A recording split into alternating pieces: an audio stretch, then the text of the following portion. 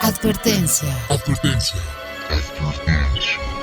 El siguiente programa está dirigido a mayores de edad, de lo contrario, debe ser escuchado junto a un adulto responsable. El contenido puede ser bastante perturbador para ciertas personas. Se recomienda discreción.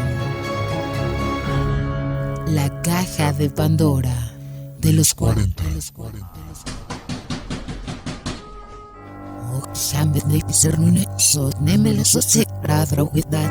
El mundo está lleno de misterios, terror, personajes sangrientos, momentos sobrenaturales, enigmas y todo el conocimiento paranormal.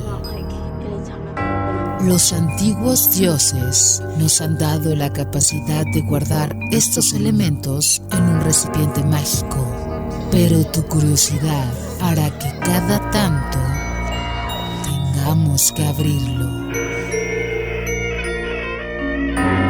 ¿Te atreves a destapar este oscuro elemento junto a nosotros? Recemos. Se abre entonces la caja de Pandora de los 40.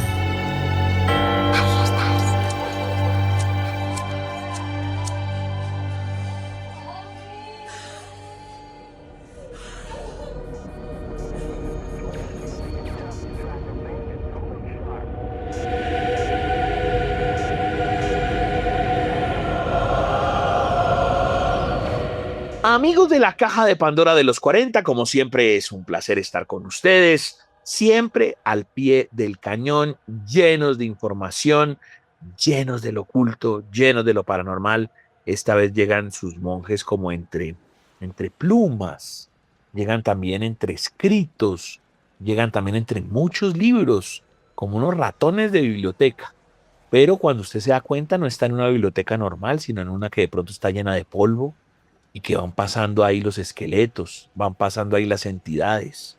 De pronto es una biblioteca subterránea. A lo mejor es como esas bibliotecas de puro Indiana Jones, de como que hay reliquias y están enterradas. Puede ser así, imagínela así. Esa es la gracia de sus dos monjes que domingo a domingo les traen a ustedes lo mejor de lo oculto, lo paranormal y lo misterioso. Ya cerrando el mes de junio, 29 de junio es festivo, y además recordarles que por el Mundial hemos tenido estas hechuras de programa diferentes, pero han salido unos experimentos muy interesantes. Entonces si usted dice, uy, pero hubo más panelistas o más historias o lo que sea, pues esa es la gracia del programa. Pero no estoy solo, estoy con el querido DJ Toby. Querido DJ Toby, ¿cómo la estamos pasando? ¿Qué opina de cómo lo pinté hoy? En una biblioteca oscura, por allá enterrada, no sé, qué sé yo, en Egipto. ¿Se imagina una historia así? Que estemos de pronto con los fantasmas de los faraones, Toby, con las buenas noches. O también, ¿por qué no unas catatumbas con una biblioteca secreta? Podría ser, Sí, sí, donde estén pues. todos los papiros, todos los mapas de los piratas ocultos y también secretos que nunca tal vez en la vida serán revelados.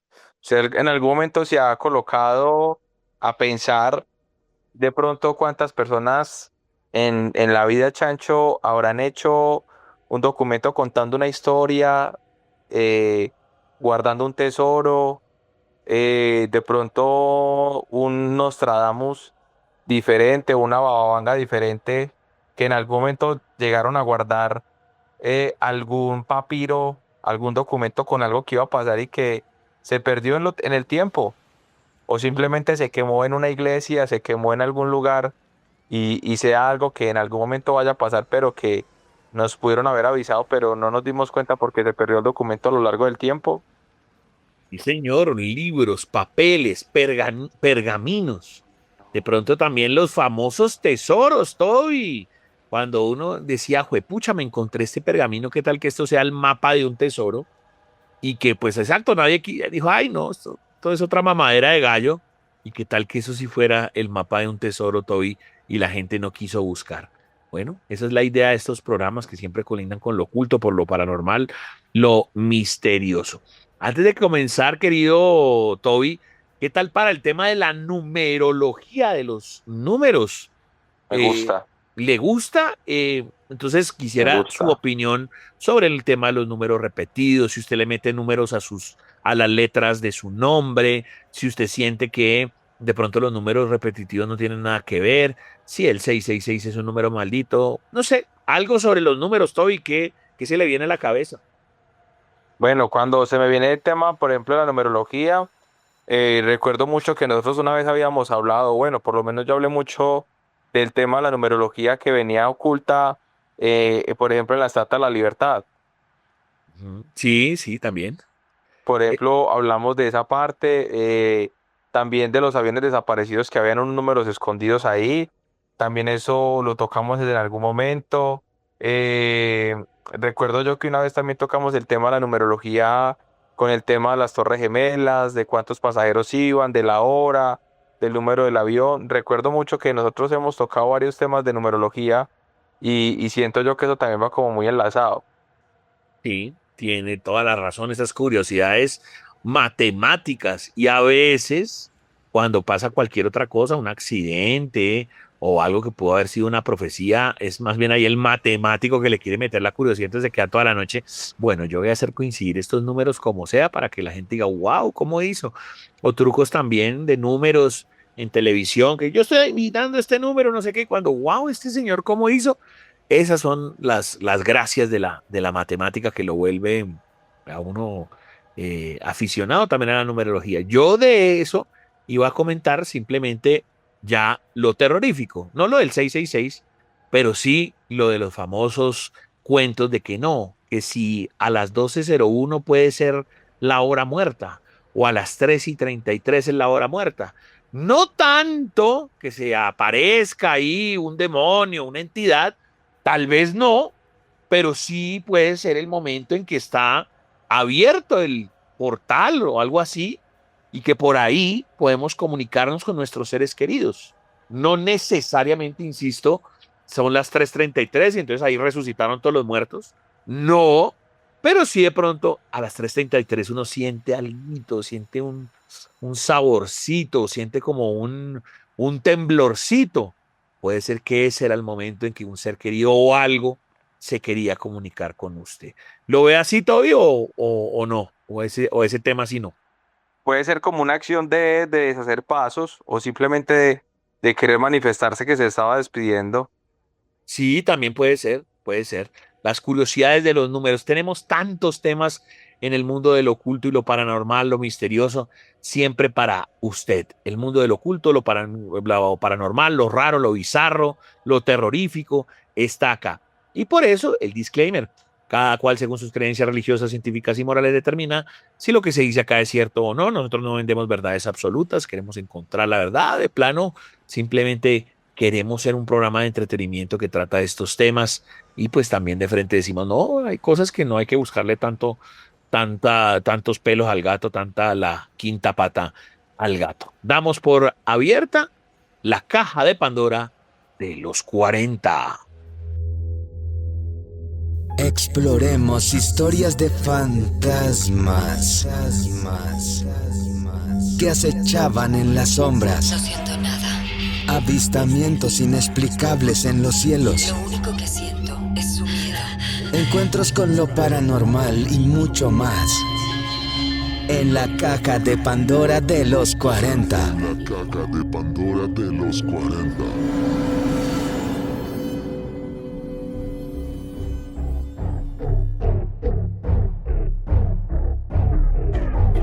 Fanáticos del fútbol, esto ha sido una locura. Ustedes ya saben, clasificó Colombia a la siguiente ronda del Mundial. Nos enfrentaremos a Ghana. Eso tendrá obviamente un componente de morbo como este programa, porque ahí está nuestro amigo Carlos Queiroz. Son las cosas de la vida, las cosas paranormales.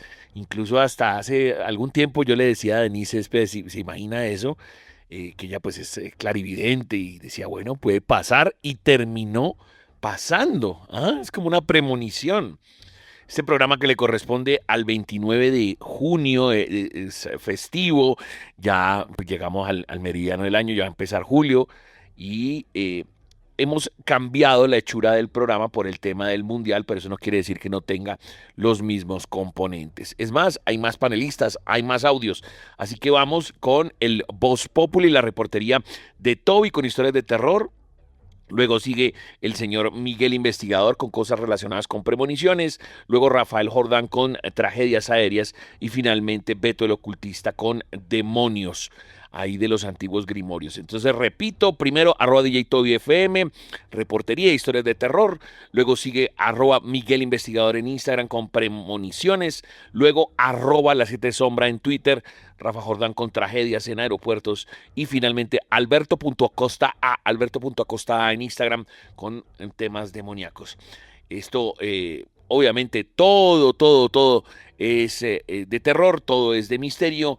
Y señoras y señores, todo sucede en la caja de Pandora de los 40. Y seguimos en esta noche paranormal a través de la caja de Pandora de los 40 y como es de costumbre, siempre tenemos micrófono abierto para todas aquellas personas que en algún momento de su vida han tenido alguna experiencia paranormal. Y por acá soy con Santiago. Parcero, bienvenido a la caja de Pandora. ¿Cómo vas? Muchas gracias, muy bien. Bueno, Santiago, ¿hay algo paranormal que te haya ocurrido a vos o de pronto a alguien cercano a tu familia? Alguien cercano a mi familia. ¿Qué fue lo que pasó? Cuéntemelo todo. Hace ya muchísimos años, mi abuela me contó que mi tía tenía un novio. El novio como que mi abuela decía que no le convenía, que era como lo maltrataba, pues sí me hago entender. Sí. Entonces, resulta y sucede que en ese tiempo en los barrios habían unas cosas que llaman toque de queda. Cuando las personas solamente podían salir hasta cierta hora. Que podían salir a cierta hora, que ya después los mataban porque había mucha violencia, mucha delincuencia. Entonces resulta y sucede que esa misma noche ella se iba, pues él le pidió matrimonio a ella. Entonces bueno, todo normal. Cuando esa misma noche resulta y sucede que mi abuela me contó que mataron al chico que le había propuesto matrimonio a una tía. Entonces resulta y sucede que bueno, como que mi abuela esa misma noche como que empezó a sentir cosas muy extrañas y como que de un momento a otro tuvo una aparición.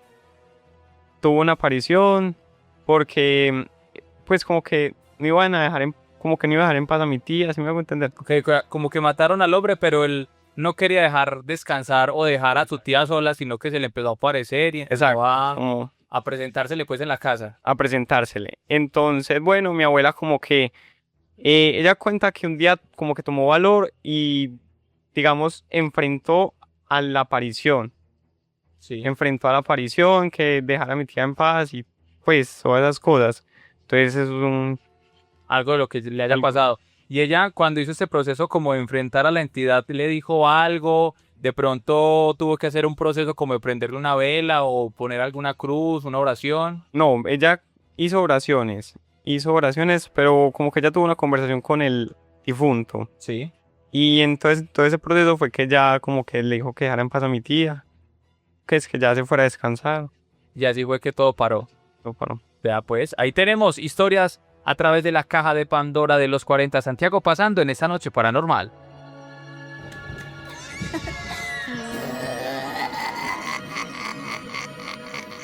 Los maestros de ceremonias de lo oculto y lo paranormal son el Chancho y Toby. En la caja de Pandora de los 40. Desde tiempos antiguos los sueños han sido considerados una ventana hacia lo desconocido. Civilizaciones enteras creyeron que podían contener mensajes divinos, advertencias o visiones del futuro. Hoy, en plena era científica, los sueños premonitorios siguen siendo uno de los fenómenos más debatidos dentro del mundo paranormal. La pregunta es sencilla pero profunda. ¿Es posible soñar con acontecimientos antes de que ocurran? Uno de los ejemplos más citados involucra al Titanic. Antes del hundimiento de este gigantesco transatlántico en 1912, varias personas afirmaron haber tenido sueños o presentimientos relacionados con un desastre marítimo. Algunos pasajeros incluso cancelaron sus boletos alegando una sensación inexplicable de peligro. Tras la tragedia, surgieron numerosos relatos de personas que aseguraban haber visto el hundimiento en sueños días o semanas antes. Otro caso fascinante ocurrió en Aberfan, un pequeño pueblo de Gales. En 1966, una avalancha de residuos mineros sepultó una escuela causando la muerte de más de 100 personas. Después de la tragedia se recopilaron testimonios de varios niños y adultos que afirmaron haber tenido sueños relacionados con una catástrofe inminente. Uno de los relatos más conocidos fue el de una niña que describió a su madre en un sueño, donde la escuela desaparecía bajo una masa oscura. La niña falleció precisamente en el desastre ocurrido al día siguiente. Los investigadores paranormales consideran estos casos como posibles ejemplos de precognición, es decir, la capacidad de obtener información sobre eventos futuros. Sin embargo, los psicólogos ofrecen una interpretación diferente. Cada noche, millones de personas tienen sueños.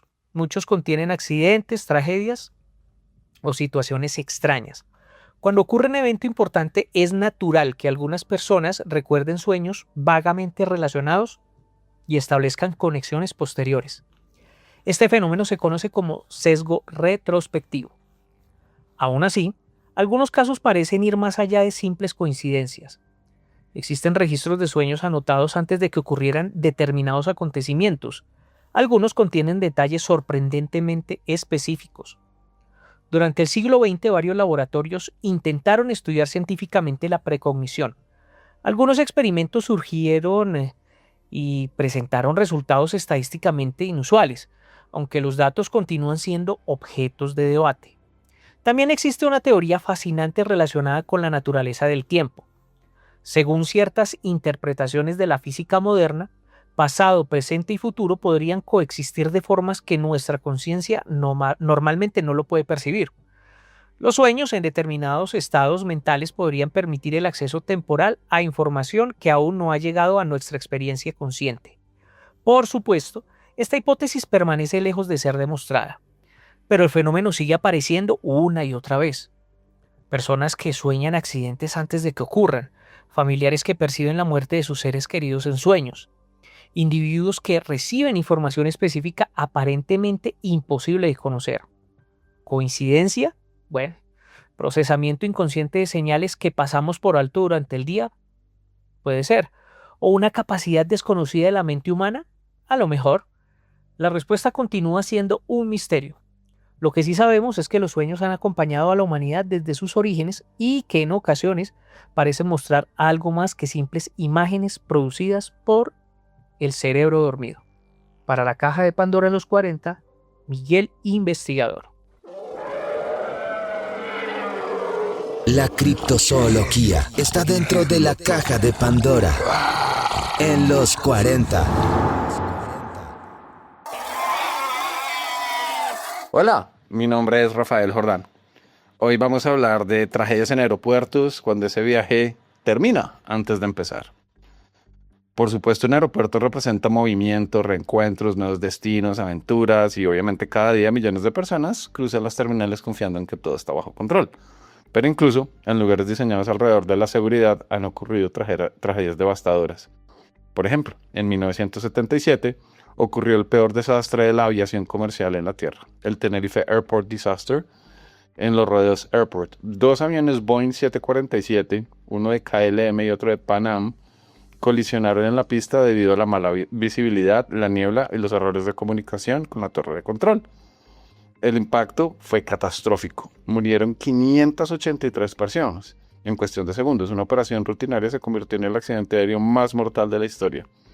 En 1985, el aeropuerto de Manchester fue un escenario de otra tragedia. Un avión de British Air Tours sufrió una falla en el motor durante el despegue. Aunque el avión logró detenerse, el fuego se propagó rápidamente hacia la cabina. Muchos pasajeros no lograron salir a tiempo por el humo tóxico. Y por supuesto, la velocidad del incendio consumió las aeronaves muy rápido. Murieron 55 personas.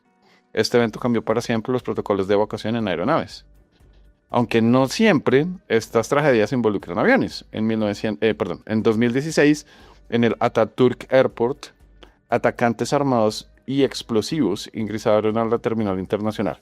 Obviamente el caos fue inmediato. Disparos, explosiones y pánico entre miles de los viajeros. En este caso, murieron 45 personas y más de 200 resultaron heridas. Un recordatorio brutal de que la seguridad aeroportuaria debe enfrentar múltiples amenazas. Más recientemente, en 2020, un accidente durante trabajos de mantenimiento en Los Angeles International Airport expuso otro riesgo, el que es operativo. No todas las tragedias son espectaculares, algunas ocurren silenciosamente, por fallas humanas o técnicas o procedimientos incompletos. ¿Qué es lo que tienen estas historias en común? No solamente fue mala suerte, hubo señales, errores de comunicación, protocolos insuficientes, decisiones tomadas bajo presión. Y la lección pues es clara. La seguridad en un aeropuerto no depende únicamente de aviones, depende de personas, procesos y decisiones correctas en el momento exacto. Porque detrás de cada vuelo hay vidas que esperan llegar a casa. Como siempre, pueden seguirme en redes sociales en Instagram como Rafa Jordangelo, en TikTok como Rafael Jordangelo y en X como LA7 Sombra. Les mando mucha buena vibra. Mary, te invitamos a entrar en nuestro círculo. Si eres tú, apaga las velas. La tabla Ouija. La tabla Ouija está dentro de la caja de Pandora. Sí. En los 40.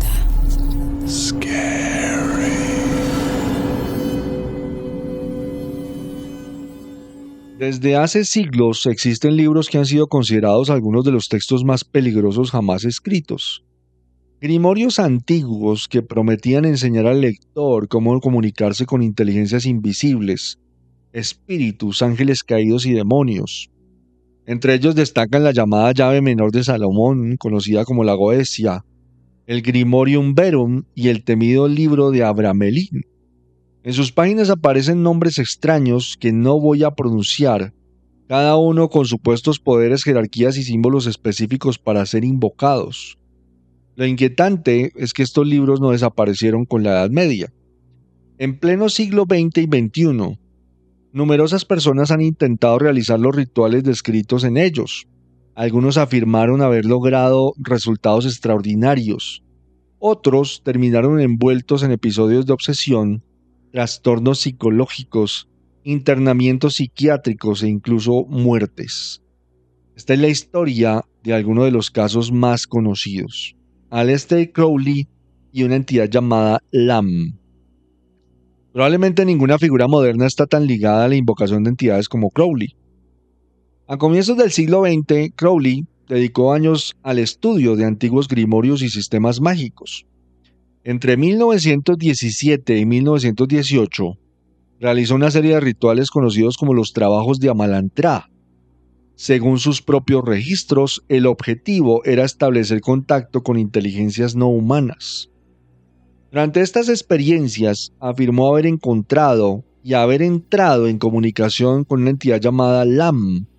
Posteriormente realizó un famoso dibujo de aquella figura, una cabeza alargada, grandes ojos oscuros y un aspecto profundamente inquietante.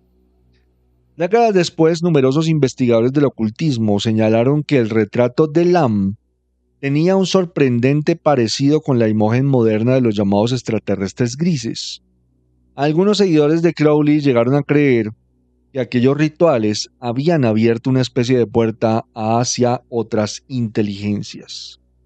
No existe evidencia científica de tales afirmaciones, pero los documentos históricos sí demuestran que Crowley registró estas experiencias y dedicó gran parte de su vida a intentar contactar entidades descritas en tradiciones esotéricas. El caso de Jack Parsons. La historia se vuelve aún más extraña con Jack Parsons. Parsons no era un personaje cualquiera. Fue uno de los pioneros de la cohetería moderna y participó en los proyectos que más tarde darían origen al programa espacial estadounidense. Sin embargo, por las noches realizaba rituales inspirados en las enseñanzas de Crowley. En 1946, llevó a cabo una serie de ceremonias conocidas como la Operación Babalón. Su propósito declarado era invocar una fuerza espiritual capaz de manifestarse físicamente en el mundo. Los diarios personales de Parsons Describen fenómenos extraños, visiones y experiencias que él interpretó como respuestas a sus invocaciones. Lo perturbador es que muchos de sus colaboradores afirmaron que Parsons comenzó a mostrar una creciente obsesión con aquellas prácticas. Años después murió en una explosión aún rodeada de controversia, lo que alimentó innumerables leyendas dentro de los círculos esotéricos. Los demonios de la Goecia en la era moderna. La Goecia describe 72 demonios supuestamente sometidos por el rey Salomón. Muchos nombres que por seguridad no voy a pronunciar. A lo largo del siglo XX se documentaron numerosos grupos ocultistas que intentaron reproducir los rituales descritos en el libro. Muchos de estos practicantes dejaron diarios y testimonios donde relataron apariciones, voces, sueños recurrentes y episodios de paranoia. Los investigadores de la psicología de la religión señalan que estos fenómenos pueden explicarse por sugestión intensa, estados alterados de conciencia o procesos disociativos. Sin embargo, para quienes participaron en esos rituales, las experiencias fueron absolutamente reales y transformaron sus vidas para siempre. El caso Rosalind Norton y las entidades que afirmaba invocar. En la década de 1940, Australia se vio sacudida por una figura tan controvertida que llegó a ser conocida por la prensa como la bruja de King's Cross. Su nombre era Rosalind Norton, artista, ocultista y estudiosa de antiguos grimorios. Norton aseguraba mantener contacto regular con entidades sobrenaturales mediante rituales inspirados en tradiciones mágicas medievales y renacentistas. A diferencia de otros casos de supuesta posesión, aquí no hablamos de una persona que afirmara ser víctima de fuerzas oscuras. Rosalind decía buscar deliberadamente el contacto. Durante años realizó ceremonias privadas donde aseguraba invocar seres descritos en textos esotéricos. Posteriormente plasmaba en dibujos y pinturas las figuras que afirmaba haber visto durante estos estados alterados de conciencia. Sus ilustraciones mostraban entidades híbridas, figuras cornudas, seres que ella identificaba con antiguas inteligencias espirituales asociadas al dios Pan y a diversos espíritus mencionados en tradiciones mágicas occidentales. Las autoridades australianas llegaron a vigilarla. Algunas de sus obras fueron confiscadas bajo las acusaciones de obscenidad y prácticas religiosas peligrosas. Los periódicos de la época publicaron numerosos reportajes sobre las ceremonias que realizaba en su apartamento en Sydney. Vecinos y visitantes afirmaron haber presenciado rituales nocturnos, símbolos extraños dibujados en el suelo y sesiones donde los participantes entraban en estados de trance. Rosalind Norton nunca se retractó. Hasta su muerte sostuvo que las entidades contactadas eran reales y que gran parte de las religiones antiguas habían surgido precisamente de experiencias similares. Hoy sus diarios, pinturas y documentos continúan siendo estudiados por historiadores del ocultismo como uno de los casos mejor documentados de una persona moderna que afirmó mantener contacto directo y voluntario con entidades descritas por tradiciones mágicas ancestrales. Quizá estos casos nos fascinan porque representan una pregunta que ha acompañado a la humanidad desde tiempos antiguos. ¿Qué ocurre cuando alguien intenta contactar inteligencias que no comprende? Los antiguos grimorios advirtieron que estas prácticas no debían realizarse sin preparación. Incluso dentro de la tradición esotérica se consideraban operaciones peligrosas. Durante siglos, miles de personas han asegurado haber visto señales, escuchado voces o experimentado fenómenos imposibles después de intentar estos contactos. La ciencia suele interpretarlos como fenómenos psicológicos, neurológicos o culturales, pero para quienes los vivieron, la explicación siempre será otra. Creyeron haber abierto una puerta, y una vez abierta, nunca volvieron a ser los mismos. Los demonios de los antiguos grimorios continúan habitando bibliotecas, colecciones privadas y archivos históricos. Sus nombres siguen siendo pronunciados en rituales alrededor del mundo, y aunque nadie ha logrado demostrar de forma concluyente que estas entidades existan, las historias de quienes intentaron invocarlas siguen siendo algunas de las más inquietantes y controvertidas de la historia del ocultismo. Quien les habló, Alberto Acosta, astrólogo, numerólogo e investigador ocultista. Si quieren seguirme, pueden hacerlo en Instagram, @alberto.acosta.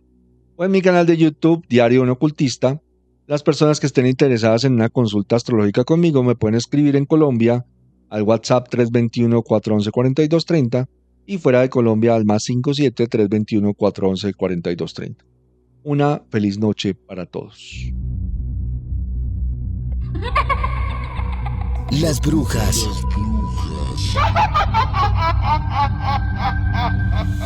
están dentro de la caja de Pandora en los 40. Están dentro de la caja de Pandora en los 40.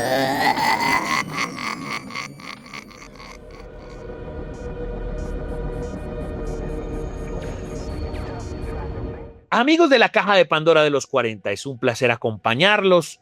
Hoy es el programa que le corresponde al 29 de junio, es un festivo cerrando junio. Todavía nos queda un programa del 5, el 13, que acuérdense que es el nuevo festivo, y el 20, para cerrar especial de Mundial con una hechura diferente, con panelistas diferentes, que de pronto hubo más historias, de pronto hubo más protagonismo de las investigaciones de todo. O sea, cambiamos a lo que usted estaba acostumbrado durante el Mundial, precisamente porque sabemos que usted está pendiente de la pelota, pero sigue siendo hincha de la Caja de Pandora a los 40, entonces no quisimos aburrirlo, sino quisimos literalmente, como dicen en el fútbol, tirársela al palo cambiado. Pueden escribirnos a @elchancho414, @DJToyFM, @los 40 Colombia, el número de la Caja de Pandora a los 40, y lo que siempre es recurrente, el pulmón del programa, inventado, no inventado, copiado, como usted sea o le pasó, son las historias de terror, historias dramáticas de suspenso, historias de fantasmas, de lo que quiera, historias paranormales. ¿Qué le llegó, Toby? Claro que sí, Chancho. Pues hoy tenemos una historia que llega desde Bucaramanga. Marios Valenzuela la envía y se llama El Castillo de los Gritos Eternos. Dice, nadie se atrevía a acercarse al antiguo castillo que se alzaba sobre los alcantilados del Mar Negro. Sus torres de piedra permanecían envueltas en niebla incluso durante los días soleados. Los habitantes del pueblo cercano aseguraban que cada medianoche se escuchaban gritos desgarradores provenientes de sus ventanas vacías. Decían que quienes intentaban pasar la noche en el castillo desaparecían sin dejar rastro, como si las propias paredes se los devoraran. Una noche de invierno, un historiador llamado Esteban decidió investigar las leyendas. Al cruzar la enorme puerta de hierro, sintió que la temperatura descendió de golpe. Mientras recorría los pasillos iluminados únicamente por su linterna, comenzó a escuchar pasos detrás de él. Cada vez que se giraba no había nadie. Sin embargo, los espejos cubiertos de polvo aparecían figuras humanas observándolo desde la oscuridad. Algunas parecían llorar, otras sonreían de forma imposible. Al llegar al salón principal, encontró un enorme retrato de la familia que había habitado el castillo siglos atrás. De repente, los rostros pintados comenzaron a moverse. Sus ojos siguieron cada uno de sus movimientos mientras su voz susurraba desde todas partes: «Quédate con nosotros». Entonces las puertas se cerraron de golpe y del techo descendieron sombras de una forma humana pero sin rostro. Se arrastraban por las paredes y el suelo produciendo un sonido parecido al de los huesos rompiéndose. Esteban intentó huir, pero el castillo parecía cambiar de forma, creando pasillos que no existían minutos antes. A la mañana siguiente, los habitantes del pueblo encontraron la puerta principal abierta. No había señales de Esteban, salvo su linterna apagada en medio del pasillo. Desde entonces, los visitantes afirman ver a un hombre caminando por los pasillos durante las noches de tormenta, y su figura se detiene junto a la ventana y golpea desesperadamente el cristal como si intentara escapar. Pero cuando un relámpago ilumina el castillo, se descubre la verdad. El hombre ya no tiene rostro y se ha convertido en uno de los prisioneros de los gritos de este castillo eterno. Ahí tenemos historias, Chancho, que nos envían a través de nuestras redes sociales y también a través de nuestro número a la Caja de Pandora, los 40. Tremendas las historias de castillos, de esos castillos viejos, abandonados y que se niegan a caer, que a veces uno dice, pues sí, la estructura da para que durara muchos años, pero uno piensa que esos muchos años pueden ser, no sé, 100. Y resulta que uno ya pierde la proporción del tiempo. Y eso ya, no, esto no está hace 100 años, esto está hace 500. Y a lo mejor 1000, y a lo mejor más. O a lo mejor qué sé yo, la gente tiene concepción. No es que esos castillos solo deberían existir desde el año 1400 o 1500 y que de pronto alguien diga, no, aquí hay un castillo de hace 1500 años antes de Cristo. Entonces ahí, exacto, uno como no conoce mucho de los temas de historia o demás, o de culturas, uno dice, pues pucha, y entonces ¿cómo lo hicieron? ¿Cómo duró tanto? ¿Por qué? ¿Por qué este castillo así, con este material? Me parece muy interesante averiguar sobre estas edificaciones. ¿Usted qué opina de los castillos en general, Toby? Siento que son lugares misteriosos que aparte que se presta como para hacer algo muy lúgubre, siento que también pueden como guardar muchísimos misterios. Me gustan los castillos, aunque el único que conozco es acá en Medellín que se llama el Museo del Castillo. El Museo del Castillo, creo que ya lo hemos hablado, ¿no? Sí, sí, sí. Ok, tiene su cosita.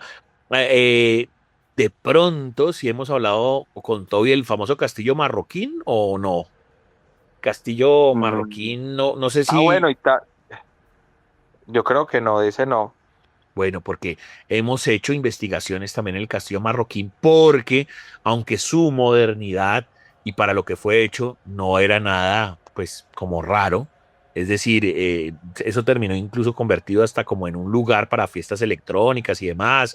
Bueno, después le hicieron como extinción de dominio, después quitaron y descubrieron unas catacumbas, pero no en función paranormal, sino pues porque así era la hechura del castillo, pero después echaron para atrás y se dieron cuenta que tenía muchas historias paranormales y ahí fue cuando por su apariencia uno decía, wow, esto puede ser una vaina bastante creepy, pero como uno se acostumbró pues a más bien a su historia de hedonismo, su historia de exacto, de fiesta electrónica, pues lo veía como, ay, no, el castillo de pronto como los de Bélgica del Tomorrowland, pero eso allí hace muchos años, o por lo menos en el terreno, antes de que existiera el castillo, sí pasaron cosas raras. ¿Usted me iba a decir algo antes de ¿cómo se llama? Lo del castillo. No, Eh, que iba a hablar era que lo más parecido que habíamos hablado hasta el momento había sido el hotel que queda en Bogotá, pero no cuenta porque no es un castillo.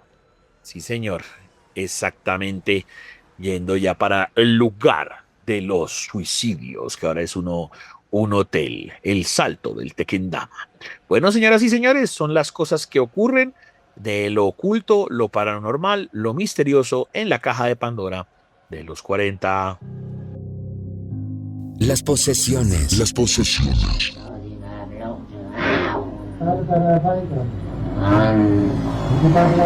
Están dentro de la caja de Pandora.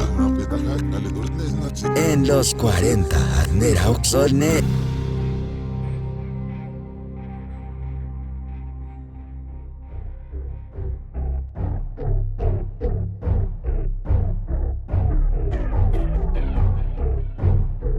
Continuamos en la caja de Pandora de los 40, hechura tipo mundial o especiales tipo mundial de fútbol, porque sabemos que toda su atención está sobre este evento, pero nosotros no vamos a parar, nosotros no nos detenemos, más bien lo que hacemos es buscar una alternativa. Lo que hemos hecho es ampliar un poco más los panelistas, cambiar algunas cositas, pero mantener la esencia y que haya muchos temas, que esto sea como un TikTok paranormal y usted puede seguir escribiéndonos a @elchancho414, @DJTobyFM, @los 40 Colombia. El numeral sigue siendo numeral la caja de Pandora los 40. Sería como una especie de archivos de misterio lo que estamos haciendo con distintos panelistas, con distintos especialistas y de verdad que la estamos paseando muy bien con muy buena información. Por ejemplo, el bloque que se viene es espectacular. Mire usted, vamos primero a tener al gran Toby con sus investigaciones y un misterio que tiene que ver con las corralejas. Luego el gran Miguel, investigador, nos va a hablar de los hospitales abandonados. Acto seguido, el gran eh, Beto, el ocultista, nos va a hablar de cementerios olvidados y cementerios olvidados relacionados con desapariciones de personas. Qué interesante. Y para cerrar con el tema cine, precisamente por el tema del Mundial, nuestro amigo Rodrigo Castro anda de especiales de país por país, obviamente relacionado con su tema que es el cine de terror. Entonces serían películas francesas de terror. Está muy bacano el bloque, entonces se lo voy a repetir para que lo tenga presente. Primero tendremos historias o una historia muy rara, muy misteriosa de Corraleja, hecha por el gran DJ Toby, @DJ Toby FM en sus redes sociales. Luego Miguel Investigador en Instagram, hablándonos de hospitales abandonados, este experto en exploración urbana, exploración paranormal. También pueden visitar su canal Miguel Investigador en YouTube, es muy popular, con investigaciones en el Tren de la Sabana, en Cali, en Medellín, en Neiva, mejor dicho, en muchos lugares, en Bogotá, obviamente. @Miguel Investigador en Instagram, para que lo sigan, y ahí encuentran su canal también de YouTube. Luego, Alberto.acosta A, gran ocultista, gran tarotista, hablando de cementerios olvidados. Y finalmente Rodricastro78 en Twitter, hablándonos de cine francés de terror. Todo esto sucede en la caja de Pandora de los 40. Es Noche Paranormal a través de la caja de Pandora de los 40, y nosotros siempre traemos historias, hechos ocurridos en Colombia, en el mundo, y también a veces cosas paranormales. Pero en esta oportunidad vamos a hablar acerca de una maldición que ocurrió en una corraleja en Colombia. Y esto ocurrió un 20 de enero de 1980, ya hace más de 45 años.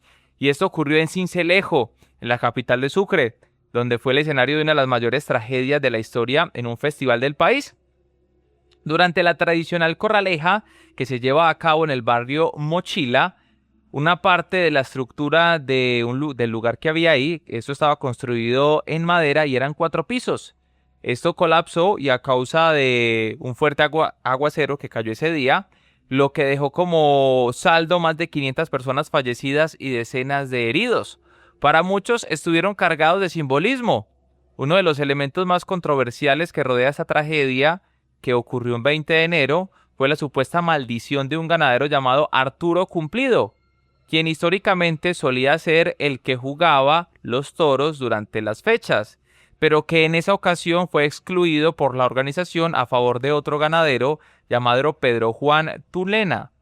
Según dicen muchos cincelejanos, pues se cumplió. En un acto cargado de frustración porque lo apartaron del festival, este hombre habría exclamado que el evento iba a sufrir consecuencias desastrosas tras ser desplazado.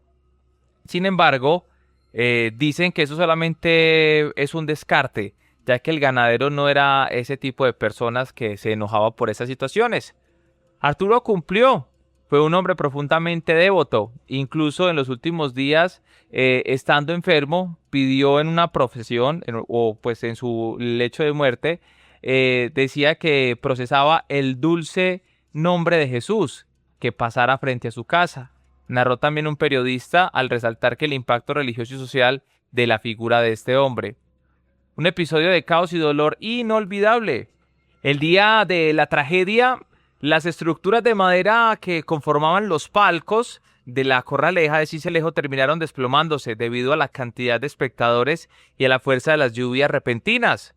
Fue una escena horrenda, una cuestión apocalíptica. Las emisoras anunciaban la caída de los palcos, la ciudad se llenó de llanto, tristeza, y la oscuridad duró días. Describió al evocar el impacto emocional.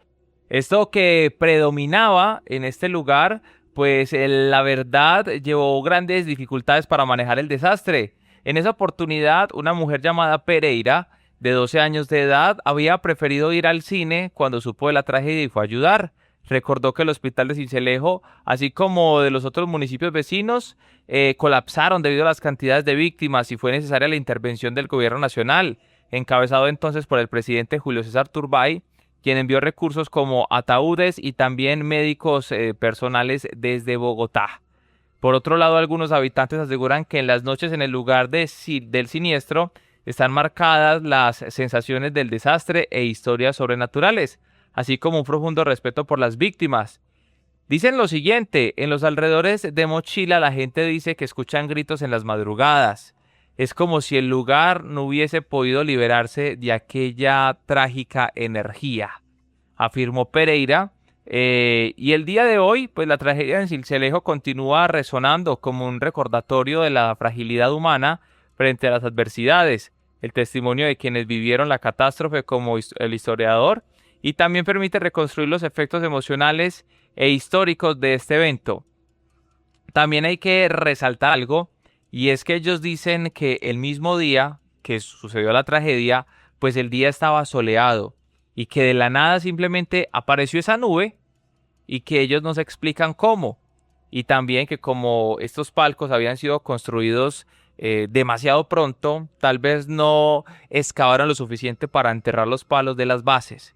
Pero lo más curioso es que cuando la gente empezó a correr, se empezaron a escuchar los gritos y todo esto, los toros que estaban en la corraleja simplemente se quedaron inmóviles, simplemente viendo a la gente cómo gritaba, cómo moría enfrente de ellos y cómo el piso simplemente se iba teniendo de sangre. Son historias que tenemos a través de la caja de Pandora de los 40.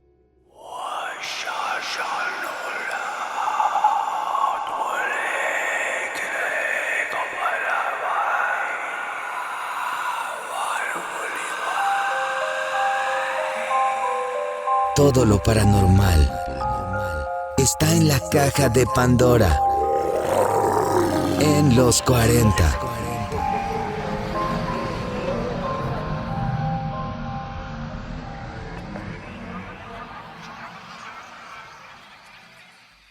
Pocos lugares despiertan tanta inquietud como los hospitales abandonados. A diferencia de castillos o mansiones, los hospitales poseen una característica particular. Durante décadas fueron escenarios donde miles de personas enfrentaron el sufrimiento, la enfermedad y la muerte. Desde finales del siglo XIX hasta mediados del siglo XX, los grandes sanatorios y hospitales psiquiátricos se construyeron para tratar enfermedades que en aquella época parecían incurables. La tuberculosis, por ejemplo, llevó a la creación de enormes complejos médicos alejados de las ciudades. Uno de los casos más famosos es el sanatorio Waverly Hills en Kentucky. Durante las peores epidemias de tuberculosis murieron allí miles de pacientes. Con el paso de los años comenzaron a surgir relatos de enfermeras fantasma, sombras en los pasillos y voces inexplicables. Los vigilantes nocturnos han reportado escuchar puertas que se abren solas, pasos en corredores vacíos y voces provenientes de habitaciones clausuradas hace décadas. Lo más curioso es que muchos testimonios son consistentes entre personas que nunca se conocieron. Otro lugar legendario es el complejo hospitalario de Belitz-Elistatten, en Alemania, construido a finales del siglo XIX. Fue utilizado durante las dos guerras mundiales. Actualmente, numerosos visitantes aseguran haber visto figuras humanas caminando entre edificios abandonados. La explicación paranormal sostiene que los hospitales funcionan como una especie de depósito energético. Según esta teoría, los momentos de intenso sufrimiento emocional dejarían una huella capaz de repetirse en el tiempo. Es lo que algunos investigadores llaman fenómenos residuales. No se trataría necesariamente de espíritus conscientes, sino de eventos grabados en el entorno que se reproducen como una grabación. Los investigadores creen que algunas entidades sí poseen conciencia. Señalan casos en los que las supuestas apariciones parecen responder preguntas o interactuar con los presentes. Desde una perspectiva científica existen varias explicaciones posibles. Los edificios abandonados producen sonidos extraños debido a cambios de temperatura, corrientes de aire y movimientos estructurales. Además, algunos estudios sugieren que ciertos campos electromagnéticos pueden generar sensaciones de presencia o inquietud. También existe el factor psicológico. Cuando una persona entra en un lugar asociado con la muerte, su cerebro permanece en estado de alerta, aumentando la posibilidad de interpretar estímulos ambiguos como algo sobrenatural.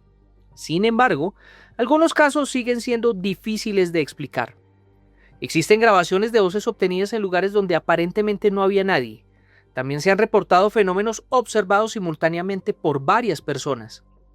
Quizá por esto los hospitales abandonados continúan siendo uno de los escenarios investigados dentro del mundo de lo paranormal, pues son lugares donde convergen historia, tragedia y misterio, una combinación perfecta para alimentar preguntas que aún no tienen respuestas definitivas. Para la caja de Pandora en los 40, Miguel Investigador.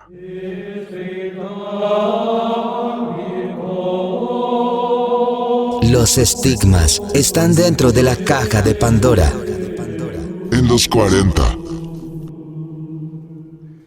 Hay lugares donde el tiempo parece haberse detenido. Lugares donde la naturaleza ha reclamado lo que alguna vez perteneció a los vivos. Cementerios abandonados, camposantos clausurados, tumbas olvidadas por generaciones. Espacios donde los nombres se borran lentamente de las lápidas y donde el silencio parece tener peso propio. Pero existe algo aún más inquietante. A lo largo de los años han surgido numerosos relatos de personas que desaparecieron cerca de estos lugares. Algunas fueron encontradas, otros jamás regresaron. Y alrededor de muchos de esos casos comenzaron a circular historias que desafían toda explicación racional. Exploraremos uno de los misterios más perturbadores del mundo paranormal: desapariciones ocurridas cerca de cementerios olvidados. ¿Se trata simplemente de coincidencias o algunos de estos lugares conservan algo que todavía no comprendemos? Desde tiempos antiguos, muchas culturas consideraron los cementerios como puntos de transición entre el mundo material y el mundo espiritual. Los egipcios, los romanos y numerosos pueblos indígenas creían que ciertos lugares de enterramiento funcionaban como puertas simbólicas entre dimensiones. Aunque la ciencia moderna no respalda estas creencias, resulta curioso que muchos relatos de fenómenos extraños parezcan concentrarse precisamente en estos espacios. Uno de los casos más conocidos proviene de Inglaterra, en el antiguo cementerio Highgate en Londres. Durante décadas, este cementerio victoriano acumuló historias de apariciones, figuras oscuras y encuentros inexplicables. En los años 70 comenzaron a surgir testimonios de personas que afirmaban haber visto una figura alta y oscura desplazándose entre las tumbas. Algunos investigadores de lo paranormal llegaron a bautizar a esta presencia como el vampiro de Highgate. Aunque nunca se encontró evidencia de algo sobrenatural, los reportes atrajeron a cientos de curiosos. Lo inquietante es que varios visitantes afirmaron sentirse desorientados dentro del cementerio. Otros aseguraron haber perdido completamente la noción del tiempo. Al salir, algunos descubrían que habían transcurrido horas que no podían recordar. Pero este patrón aparece repetidamente en numerosos relatos asociados a antiguos camposantos. Otro lugar rodeado de misterio son las famosas catacumbas de París. Aunque técnicamente no son un cementerio convencional, sí albergan los restos de millones de personas. Bajo la ciudad se extiende una inmensa red de túneles donde resulta fácil perderse. A lo largo de los años se han documentado múltiples desapariciones temporales. Personas que ingresaron y fueron encontradas días después completamente desorientadas. Una de las historias más conocidas es la de un aficionado que ingresó con una cámara y cuyos últimos registros muestran una huida desesperada a través de los túneles. Las imágenes son reales y la interpretación de lo ocurrido sigue siendo objeto de debate. Algunos creen que simplemente se perdió. Otros afirman que encontró algo que lo aterrorizó. En América Latina también encontramos historias similares. En Colombia, México y Argentina existen cementerios rurales abandonados que han generado leyendas durante generaciones. Algunos habitantes afirman escuchar voces en lugares donde no hay nadie. Otros hablan de figuras luminosas moviéndose entre antiguas tumbas durante la madrugada. Lo interesante es que muchos de estos relatos surgieron mucho antes del Internet. Personas que nunca se conocieron describían experiencias sorprendentemente parecidas. Una sensación repentina de ser observados, cambios bruscos de temperatura, la impresión de que alguien camina detrás de ellos y en ocasiones una extraña pérdida del sentido de orientación. Los investigadores de fenómenos paranormales han propuesto diversas teorías. Una de ellas sostiene que lugares asociados con fuertes cargas emocionales podrían conservar algún tipo de huella energética, una especie de grabación residual de acontecimientos pasados. No se trataría necesariamente de espíritus conscientes, más bien podrían ser ecos, fragmentos de energía repitiéndose una y otra vez. La ciencia no ha demostrado estas hipótesis y tampoco le interesa inmiscuirse en la demostración de estas hipótesis, pero sigue siendo una de las explicaciones más populares dentro del mundo paranormal. Existe otra teoría aún más inquietante, la teoría de las zonas de frontera. Para nosotros, los investigadores de lo oculto, determinados lugares funcionan como puntos donde la separación entre distintas realidades sería más delgada. Los cementerios antiguos serían candidatos ideales debido a siglos de simbolismo asociado con la muerte y la transición. Se señalan ciertos patrones repetitivos, brújulas que se comportan de manera extraña, equipos electrónicos que fallan sin explicación aparente, personas que afirman experimentar lapsos de tiempo perdido y sensación recurrente de que el entorno parece diferente durante algunos instantes. Los testimonios e historias continúan acumulándose. Un aspecto particularmente intrigante son los llamados casos de tiempo perdido. Personas que ingresan a un lugar durante algunos minutos y descubren después que han pasado varias horas. Este fenómeno ha sido reportado en distintos contextos paranormales alrededor del mundo: bosques, montañas y también cementerios antiguos. Los escépticos argumentan que el miedo, el estrés y la sugestión podrían alterar profundamente nuestra percepción temporal, y tienen razón. La psicología ha demostrado que eso puede ocurrir. Sin embargo, quienes han vivido estas experiencias suelen insistir en que sintieron algo más profundo, algo difícil de describir con palabras. Quizás una de las preguntas más inquietantes es ¿por qué los cementerios abandonados generan tantas historias? Y tal vez porque representan algo que todos compartimos: la conciencia de nuestra propia mortalidad. Son lugares donde el pasado permanece físicamente presente, donde miles de vidas dejaron huellas invisibles, donde nombres olvidados aún descansan bajo la tierra, y donde la imaginación humana encuentra terreno fértil para construir misterios. Pero incluso si descartamos cualquier explicación sobrenatural, algunos hechos siguen siendo perturbadores. Existen cementerios tan antiguos que ya nadie recuerda quién está enterrado allí. Camposantos clausurados cuyos registros desaparecieron hace décadas. Tumbas sin nombre, restos sin identificar, historias incompletas. Y precisamente esos lugares donde la memoria humana se desvanece, nacen algunas de las leyendas más persistentes. Quizá la verdadera pregunta no sea si estos sitios están embrujados o no. Quizá la pregunta sea por qué tantas personas en culturas diferentes y épocas distintas continúan relatando experiencias similares.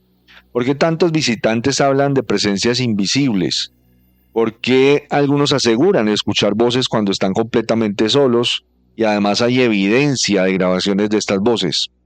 ¿Y por qué ciertos lugares parecen generar una sensación de inquietud tan intensa que incluso quienes no creen en lo paranormal terminan recordándolos durante años?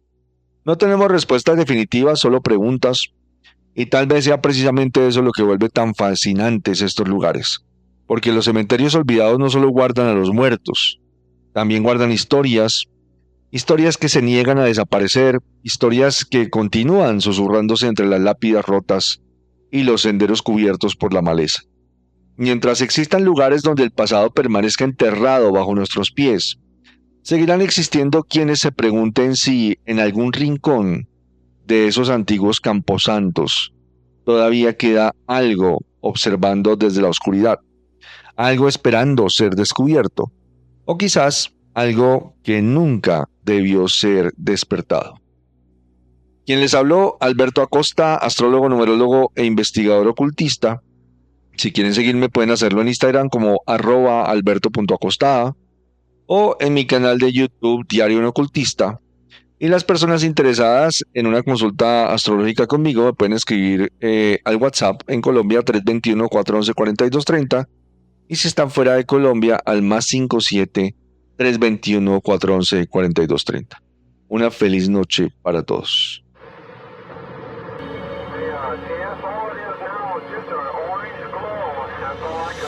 Los ovnis están dentro de la caja de Pandora. En los 40.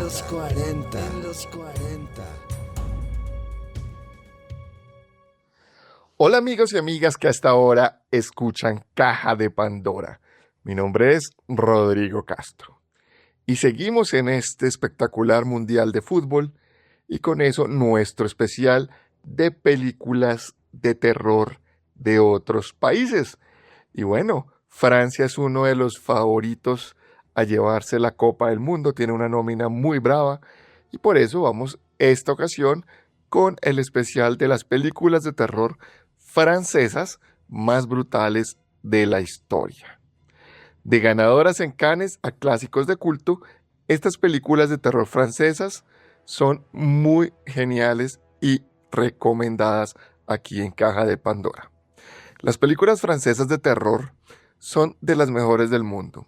Algunas se han llevado los principales premios en festivales más importantes y bueno, son consideradas por algunos películas de culto y han inspirado a algunos de los mejores directores de otras partes del mundo. Algunas películas de terror francesas incluso han dejado huella en el Festival de Cine de Cannes, mientras que otras se atreven a explorar temas inesperados, que en el fondo nos hablan sobre lo que sucede en el mundo y el potencial que la humanidad tiene en cometer cosas monstruosas. Yo lo que digo es que amar el cine es amarlo sin importar el idioma o el país de donde viene, en especial cuando se trata de películas. El cine francés se ha ido por un lado muy oscuro, macabro y violento, perturbador, donde el terror puede encontrarse en un ataque inesperado o en una invasión zombie. Así que vamos con las 10 películas de Francia clásicas y recomendadas. La primera, Titán. Esta película se llevó la Palma de Oro en Cannes y una nominación al BAFTA. Dirigida por Julia Ducros, es la historia de una asesina que sufrió un accidente de niña y que le dejó con una placa de metal en la cabeza. Ella no siente empatía por los humanos, pero está enamorada de un coche y tiene un compás moral muy peculiar. Es una historia que se cruza con la de un padre a su hijo que desapareció 10 años atrás y bueno, parece estar conectado con unos crímenes que están sucediendo en el presente. Seguimos con El Inquilino, dirigida por el gran Roman Polanski. Esta es una historia de terror psicológico y paranoia. La película sigue a un hombre que se muda a un departamento parisino después de que queda vacante debido a que la anterior inquilina sufrió un accidente. Ahí él se obsesiona con la idea de descubrir más sobre el anterior habitante del departamento y esto lo lleva a quedar convencido de que los vecinos causaron su accidente. Seguimos ahora con The Night Eats the World. Esta es sin duda una de las mejores películas de zombies modernas, pero no esperen la típica fórmula sangrienta y explosiva. La película sigue a un hombre que va a una fiesta en un departamento de París donde termina pasando la noche después de tomar demasiado. Al despertar, él se da cuenta de que si está solo afuera, está lleno de zombies y al salir de este lugar significa poner su vida en riesgo. Así que debe lidiar con el aislamiento y la soledad, mientras intenta decidir si realmente quiere sobrevivir de esta manera o si es mejor arriesgarse a ir afuera. Muy buena esa peli. Seguimos con Saloum. Esta película es del 2021, fue nominada al mejor película en el festival The Stage. Y bueno, la película cuenta sobre 3 mercenarios que tienen que ir a un refugio en Senegal y se dan cuenta que hay algo sobrenatural. Vámonos ahora con Mártires, película terror francesa clásica. Es violenta y brutal y seguimos a una mujer que busca vengarse de un grupo de hombres que la secuestraron y violaron cuando ella pide ayuda. Así que empieza esta búsqueda por ellos y empieza a matarlos, a cortarles la cabeza. Una película muy entretenida. Luego está Evolución, protagonizada por Marta Black, película del 2015, ganó San Sebastián y cuenta la historia de un niño que después de ver un cadáver en la playa comienza a cuestionar todo lo que sucede en una isla. Es una película bastante interesante. Raw, protagonizada por Javier Mahler, sigue a una joven estudiante que llega a la universidad para empezar la carrera de veterinaria y allí debe pasar por un ritual de iniciación que la lleva a comer carne cruda, lo que termina detonando una serie de instintos peligrosos donde ella siente un hambre cada vez más incontrolable, pero no por comida, sino por carne humana, y eventualmente descubre que lo que le pasa es parte de un secreto familiar que sus padres nunca le dijeron. Vámonos ahora con In My Skin.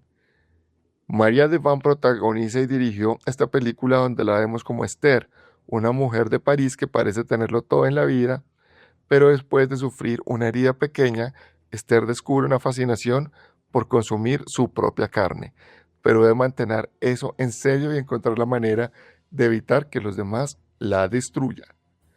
Vámonos ahora con Revenge. Mathilda Luz protagoniza esta película francesa, una de las historias de venganza más sangrientas y brutales.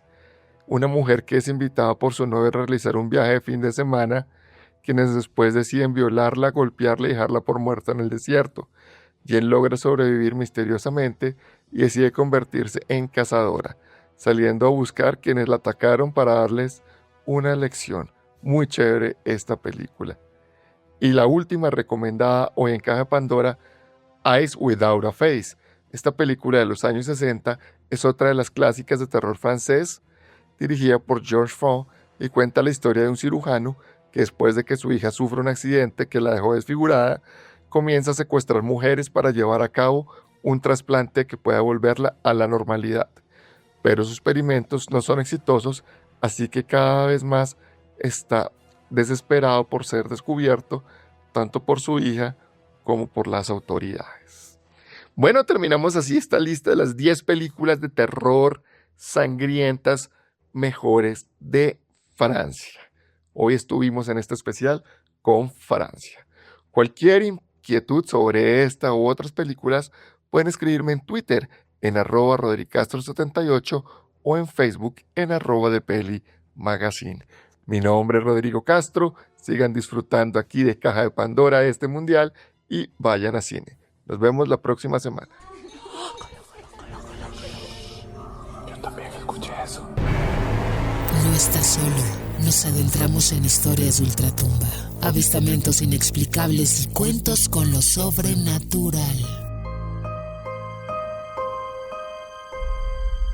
En la Caja de Pandora de los 40.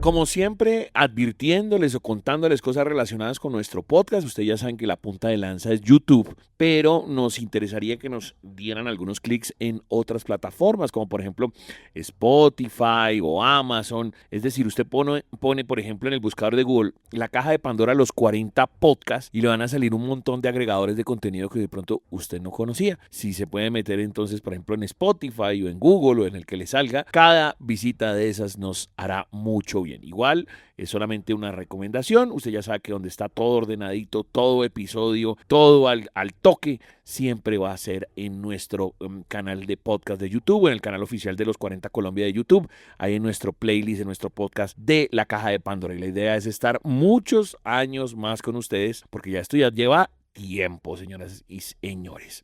Eso como primera medida. Segundo, por favor, comuníquese a nuestras redes sociales. Nos importa sobre todo para las historias de terror que nos dejan ahí por el interno, tanto en Facebook, me las dejan también en Instagram, a Toby, por ejemplo, en los 40 Medellín lo pueden buscar para la reportería, porque obviamente ahí se le acercan y él le dicen, no, yo quiero contar aquí de viva voz mi historia, y entonces pues él, muy chévere con su reportería, lo hace como sucedió el día de hoy con Santiago. Así que por favor escriban @elchancho414, @elchancho414, @DJTobyFM, @los 40 Colombia. El numeral, este es muy importante, el numeral, la Caja de Pandora los 40, lo tenemos siempre para que usted deje ahí sus noticias, sus impresiones, sus recomendados, sus fotos, otros podcasters, y ahí sacamos mucha información. Ahí, por ejemplo, para saludar a Judy, a Yadira, a Alejandro Vargas, al Bajad Mamad, a la Zarigüeya Geológica, que la vez pasada mandó su audio de los hipopótamos, muchas gracias, al señor Alegría, el señor Ackerman,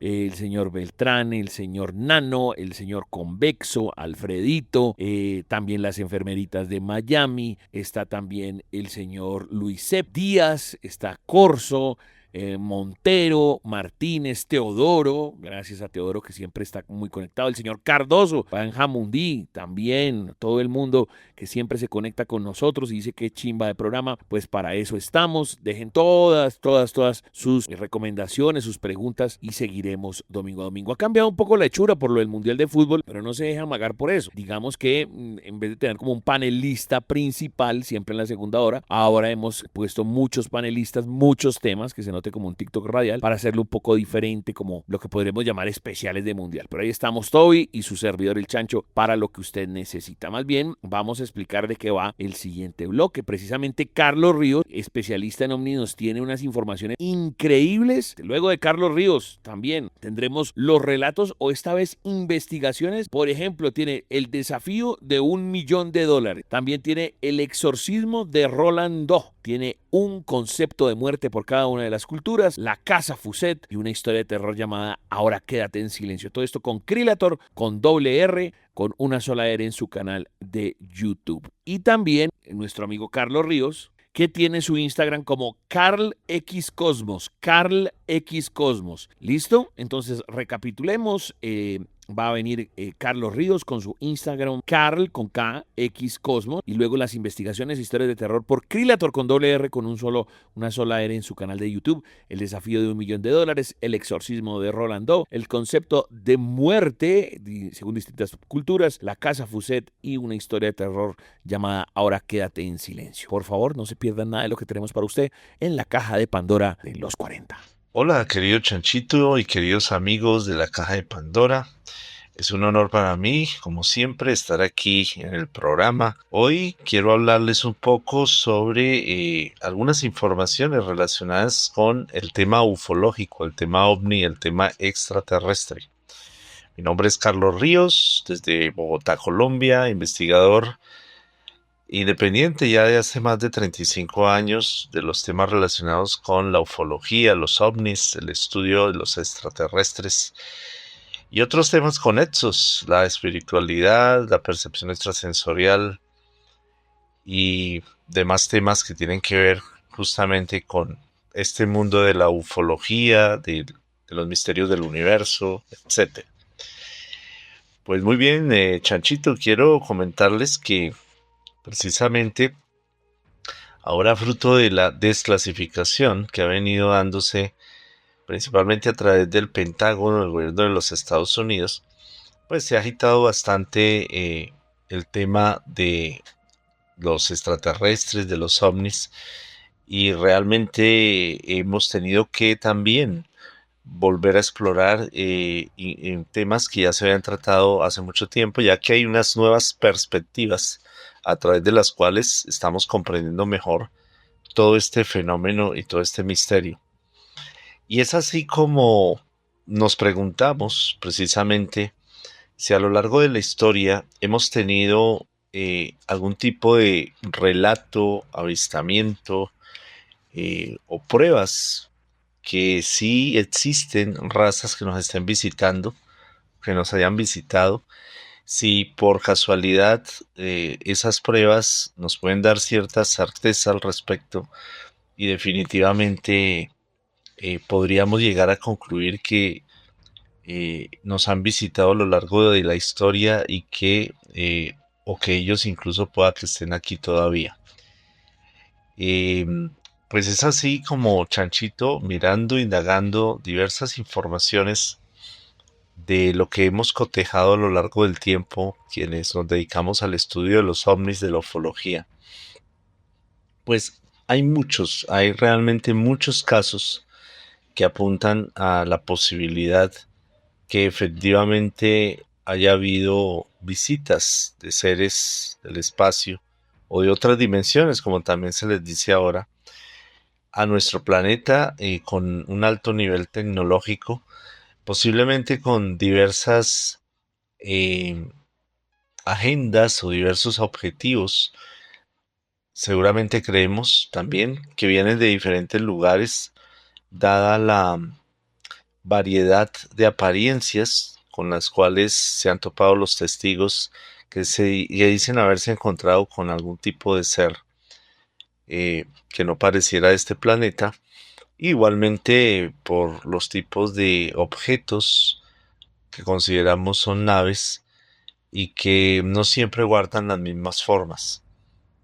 Es así como, si hacemos un repaso muy rápido a lo largo de la historia, pues encontramos dentro de lo que se conoce como ufología ancestral, es decir, la teoría de los antiguos astronautas que afirma que probablemente extraterrestres visitaron el planeta desde el pasado remoto e incluso influyeron en el desarrollo y avance de variadas civilizaciones en el planeta.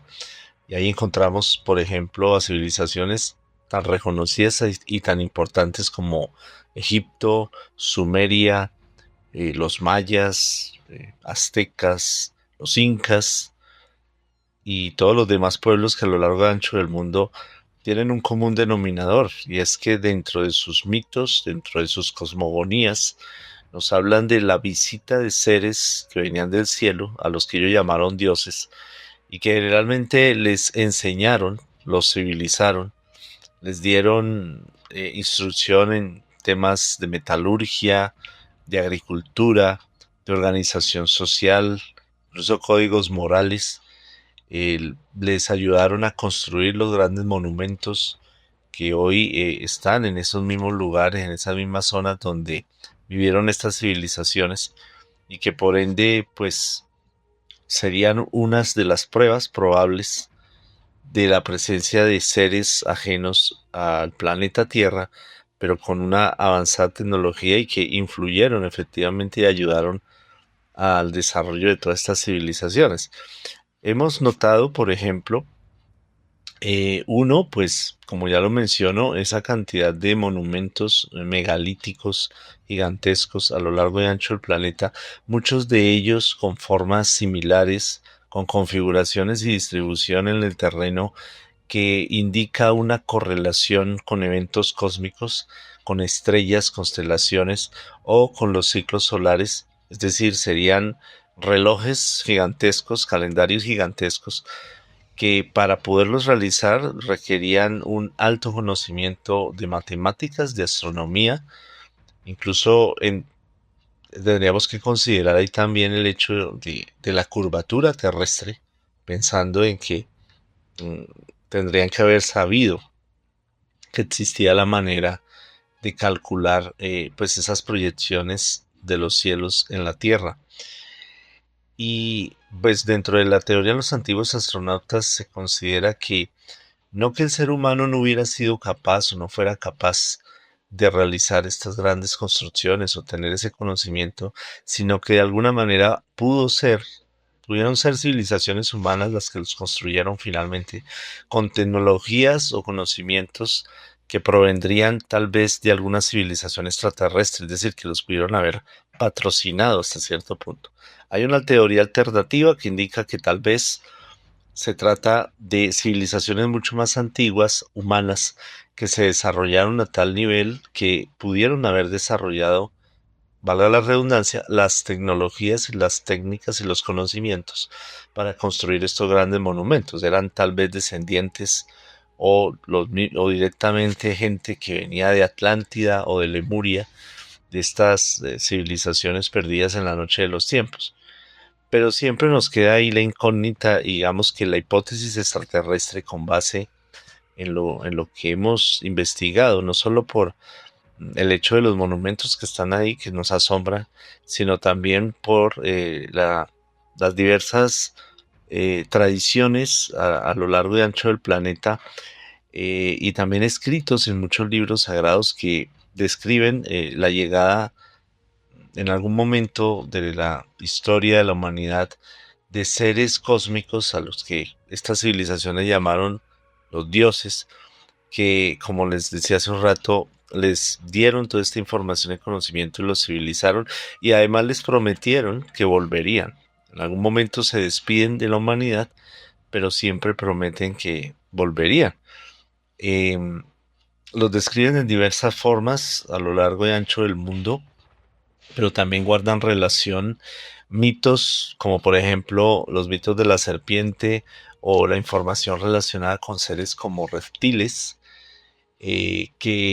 siempre tuvieron que ver con tanto el desarrollo de estos pueblos como probablemente su propia caída, o cuando las civilizaciones sucumbieron así, o sea, empezaron a involucionar de alguna forma. Otra posible prueba, ya puntualmente hablando de las pirámides de Egipto, es que normalmente los arqueólogos tradicionales nos hablan de que estas pirámides fueron construidas en las diversas dinastías de faraones que empezaron hace más o menos 3500 años antes de Cristo. Y estas dinastías de faraones, lo interesante es que no vemos una progresión de construcciones clara o el desarrollo de esas tecnologías en el tiempo para haber llegado a construir las grandes pirámides que hoy conocemos.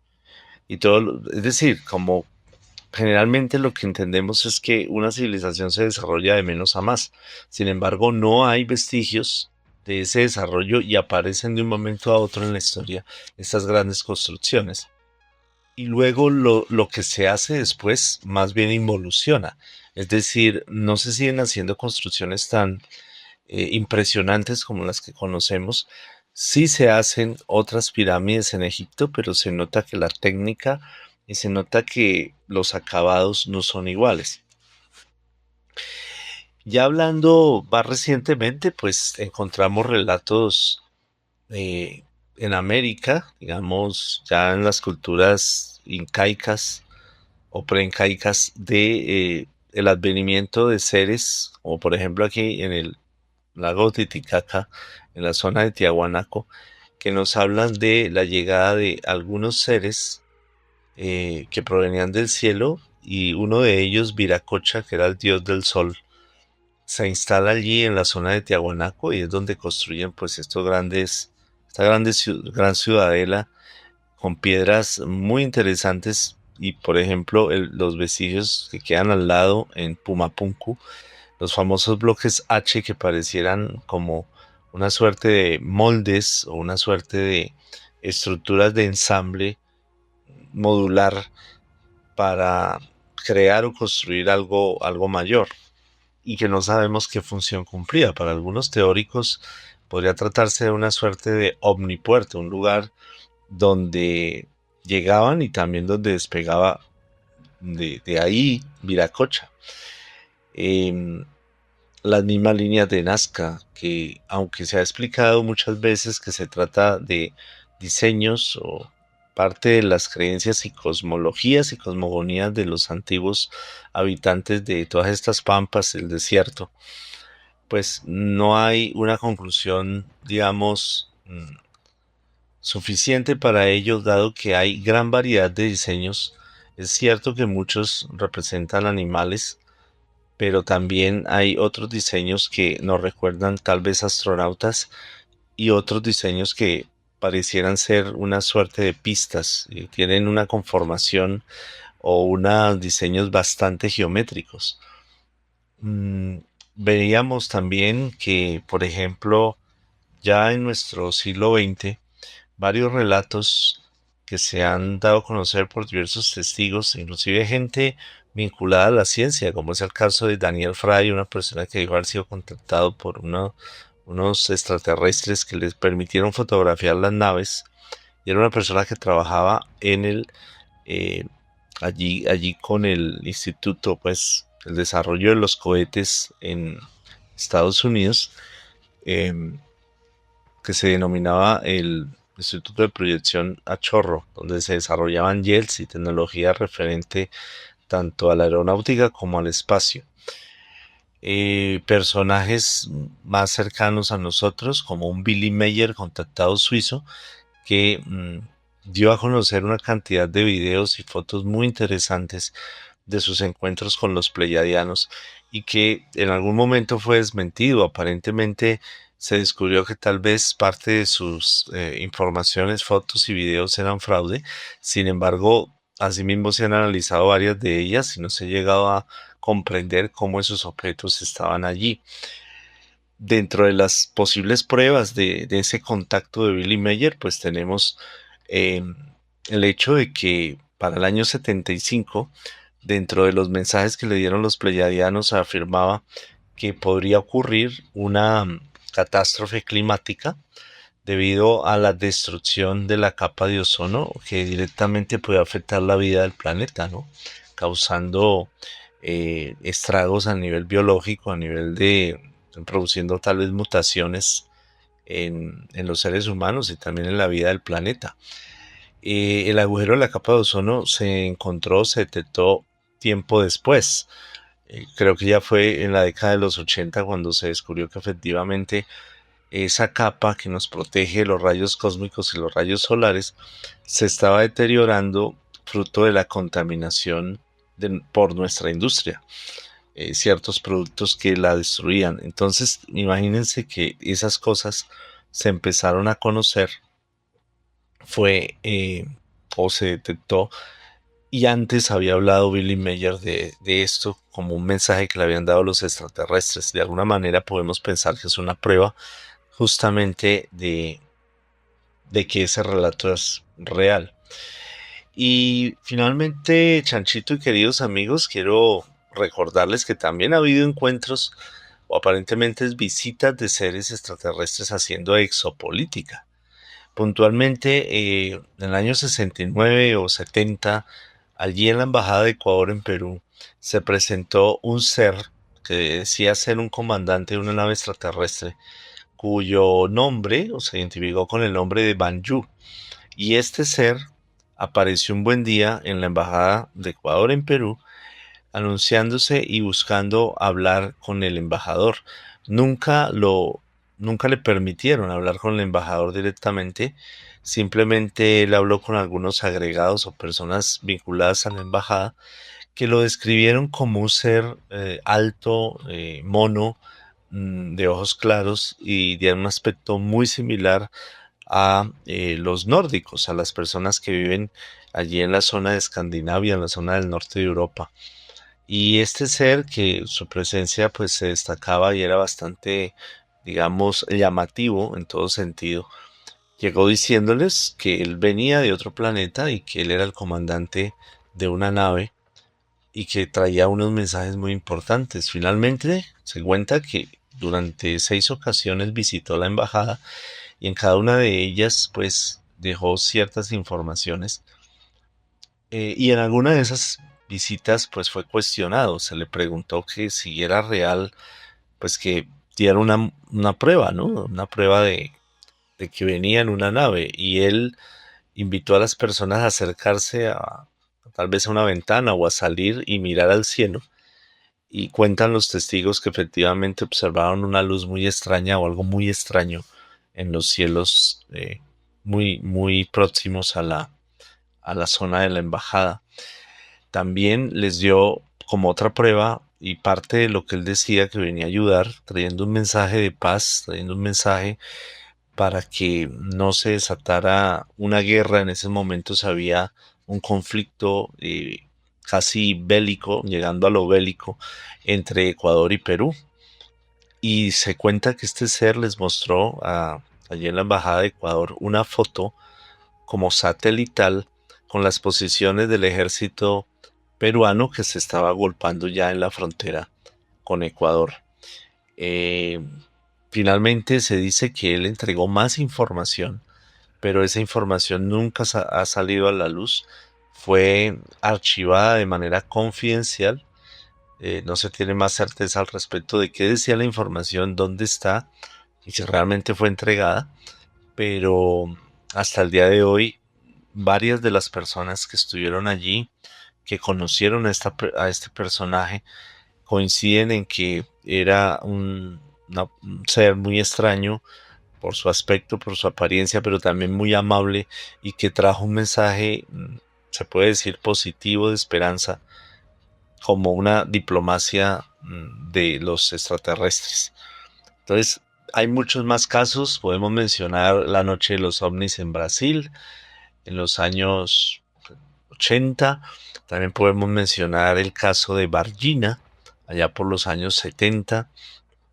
En Brasil también, donde hubo una población completa que fueron testigos de fenómenos muy extraños. Incluso se dice que tal vez atraparon algunos seres y finalmente mucha de esa información fue guardada, fue archivada, o se le entregaron muchas de estas pruebas a los Estados Unidos, que obviamente la dejaron como archivos secretos.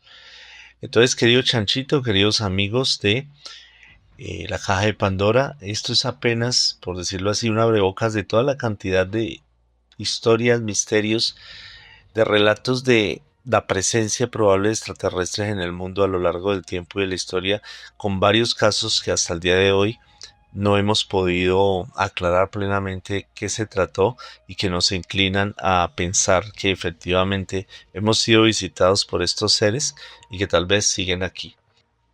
Muy bien, querido Chanchito y queridos amigos de la Caja de Pandora, y antes de despedirme quiero informarles que quienes deseen contactarse conmigo para saber más sobre estos temas, de todos estos misterios del universo y de la ufología, pueden hacerlo al número 315-310-4088 por WhatsApp, 315-310-4088, o seguirme en mi Instagram, que es @Karl, KARLX Cosmos, Karls Cosmos. Ahí me pueden ubicar para estar atentos también de los eventos que realizamos, seminarios, talleres, conferencias, algunas salidas de campo también de observación, campamentos ovni, en fin, todo aquello relacionado con el mundo del misterio, de los misterios del universo y particularmente de la ufología. Precisamente para el mes de agosto vamos a desarrollar un taller, seminario, realmente es un curso de unas 20 horas que se llama Secretos de la Mente. Allí vamos a explorar un poco el tema relacionado con el desarrollo de nuestro cerebro bajo información científica de las neurociencias, neuropsicología, neurofisiología. Vamos a mirar temas de memoria, cómo aprender unas técnicas de hipermemorización. Vamos a mirar el tema de la meditación, de las diversas técnicas, de la percepción extrasensorial, y pues es un curso teórico práctico al que invitamos desde ya a todos aquellos que estén interesados. Entonces me pueden preguntar en el número de WhatsApp 315-310-4088 o estar atentos a los anuncios en el Instagram @KarlX, KARLX Cosmos. Muchas gracias, Chanchito. Amigos, hasta pronto. Exploremos historias de fantasmas que acechaban en las sombras. No siento nada. Avistamientos inexplicables en los cielos. Lo único que siento es su miedo. Encuentros con lo paranormal y mucho más. En la Caja de Pandora de los 40. La Caja de Pandora de los 40.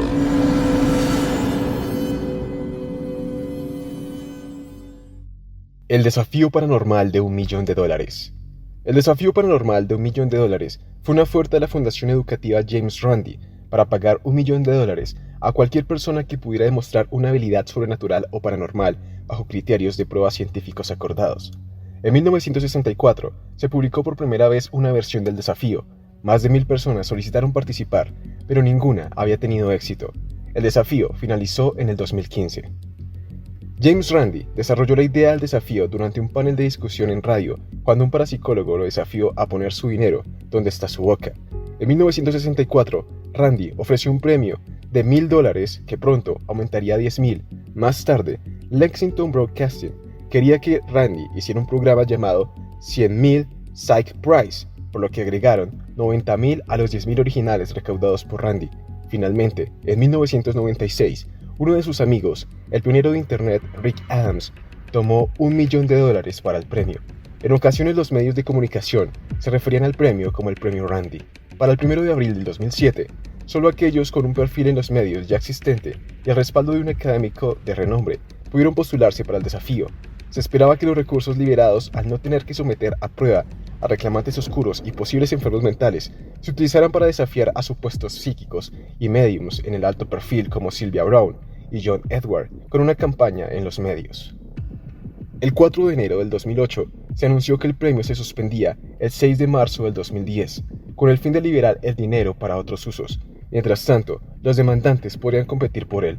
Una de las razones que se ofrece para la descontinuación de la falta de la voluntad de los solicitantes de alto perfil para postularse.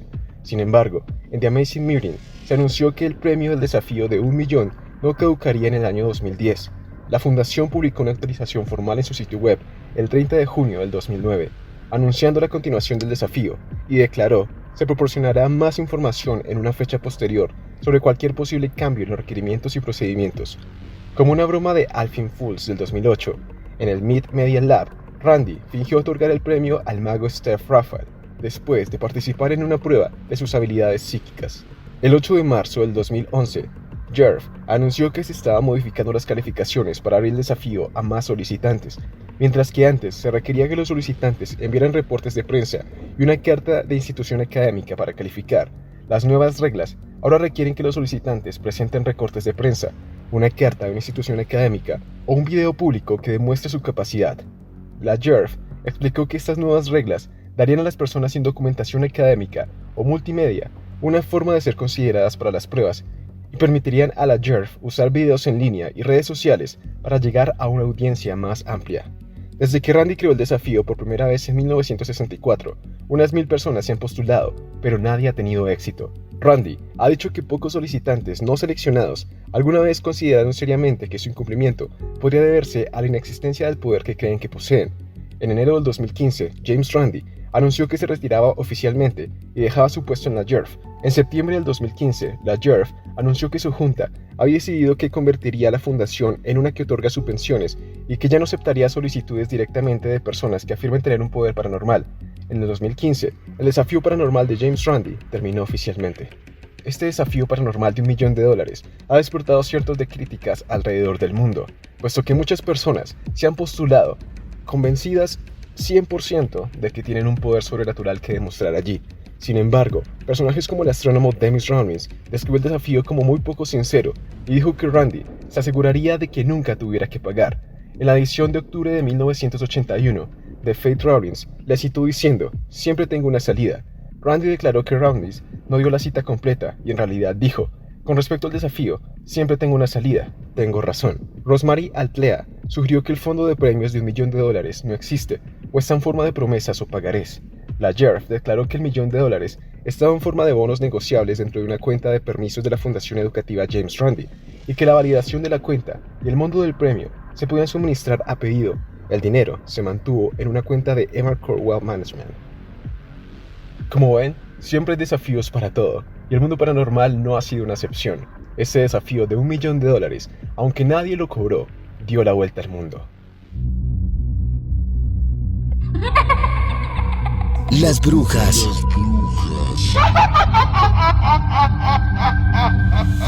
están dentro de la caja de Pandora en los 40. Están dentro de la caja de Pandora en los 40. El exorcismo de Roland Doe. El exorcismo de Roland Doe refiere a los acontecimientos en torno a la supuesta posesión demoníaca y exorcismo de un niño estadounidense ocurridos a finales de la década de 1940. Roland Doe, nacido alrededor de 1936, es el seudónimo del niño exorcizado por la Iglesia Católica. Más tarde, el seudónimo sería cambiado por el autor Thomas B. Allen, Robbie Mahon. Los sucesos reportados por los medios de la época y las afirmaciones posteriores sobre hechos sobrenaturales inspiraron la novela El Exorcista, de William Peter Blatty, y su adaptación cinematográfica en 1973, Poseído, el histórico relato de Thomas B. Allen en 1993, su segunda edición en 1999 y una segunda película con el mismo nombre en el año 2000. También se basaron en el libro de Allen. Roland nace el 1 de junio de 1935 en el seno de una familia luterana, de origen alemán.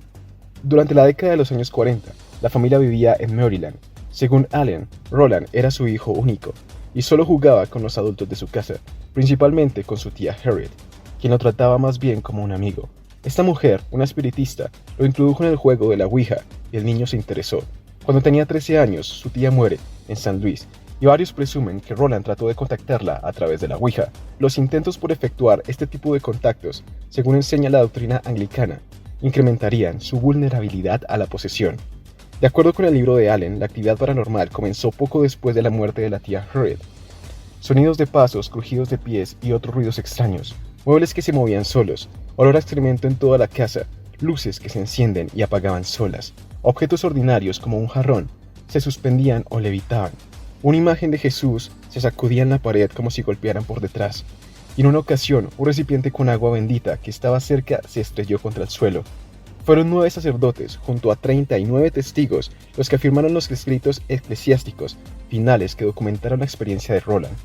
Además, 48 compañeros de la clase atestiguaron sobre acontecimientos escalofriantes sucedidos en torno a Roland mientras éste se encontraba en la escuela. Entre ellos, la ocasión en que su escritorio empezó a moverse hacia el pasillo, chocando contra otros objetos. La familia acudió a su pastor luterano, el redentor Luther Mills Schossel. De acuerdo al informe del reverendo Schossel para el diario The Evening Star de Washington, el niño fue examinado por médicos y psiquiatras, pero no pudieron ofrecer ninguna explicación a los perturbadores hechos que estaban teniendo lugar. Schossel acordó con Ronald pasar la noche del 17 de febrero en su casa, con el fin de observarlo. El muchacho dormía en una cama grande cerca del ministro, quien alegó haber sido testigo de sucesos extraños durante toda la noche. Reportó que en la oscuridad oyó vibraciones de la cama y rasguños en la pared. Un pedazo de sillón en el que el niño se había sentado se inclinaba y terminó por caerse. Una pila de mantas sobre las que el niño yacía se levantaba y movía alrededor de la habitación, golpeando a la gente en la cara. El reverendo concluyó que había algo maligno en torno a Roland y decidió que un exorcismo de rito luteriano debía practicarse.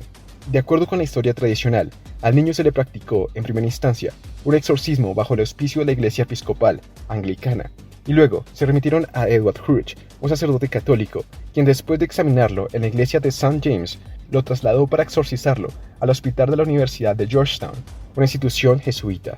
Una vez iniciado el ritual debió ser suspendido, ya que Roland provocó al pastor una herida que requirió una sutura. En consecuencia, el niño regresó al hogar con su familia. Luego, a partir de la aparición de extrañas ronchas en su cuerpo, como la inscripción con sangre de San Luis en su pecho, lugar donde la tía Harriet había muerto, sus familiares desesperaron y tomaron el tren de regreso a San Luis. Estando en la ciudad, su primo se contactó con uno de los profesores de la Universidad de San Luis, el reverendo Raymond, quien a su vez habló con el reverendo William, un hombre vinculado a la academia de la iglesia. Ambos curas visitaron a Roland en la casa de sus parientes y allí notaron su aversión por todo lo sagrado, su voz gutural, una cama que temblaba y objetos voladores. Bowden solicitó el permiso al arzobispo para expulsar a la plaga de demonios que poseían al muchacho. La autorización fue concedida con la exigencia de que Bowden estuviera a cargo, que no revelara el lugar y que llevara una crónica detallada de los hechos. Antes de comenzar el ritual, Walter Halloran fue convocado por la sección psiquiátrica del hospital para asistir a Bowden. El reverendo William, un tercer sacerdote jesuita, también acudió en ayuda de los demás. Halloran afirmó que durante el episodio palabras como mal e infierno, junto a otras marcas, aparecieron en el cuerpo del joven, quien además rompió su nariz durante el proceso. Se realizaron 30 exorcismos durante varias semanas y finalmente, cuando el último ritual estuvo terminado, todos fueron testigos de una especie de ruido muy intenso, como el de una escopeta o un trueno, que abandonó el hospital. Luego de los rituales, la familia jamás volvió a tener problemas y regresó a su hogar.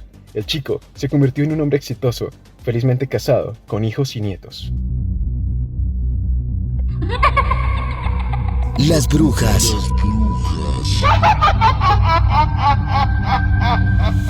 están dentro de la caja de Pandora en los 40. Están dentro de la caja de Pandora en los 40.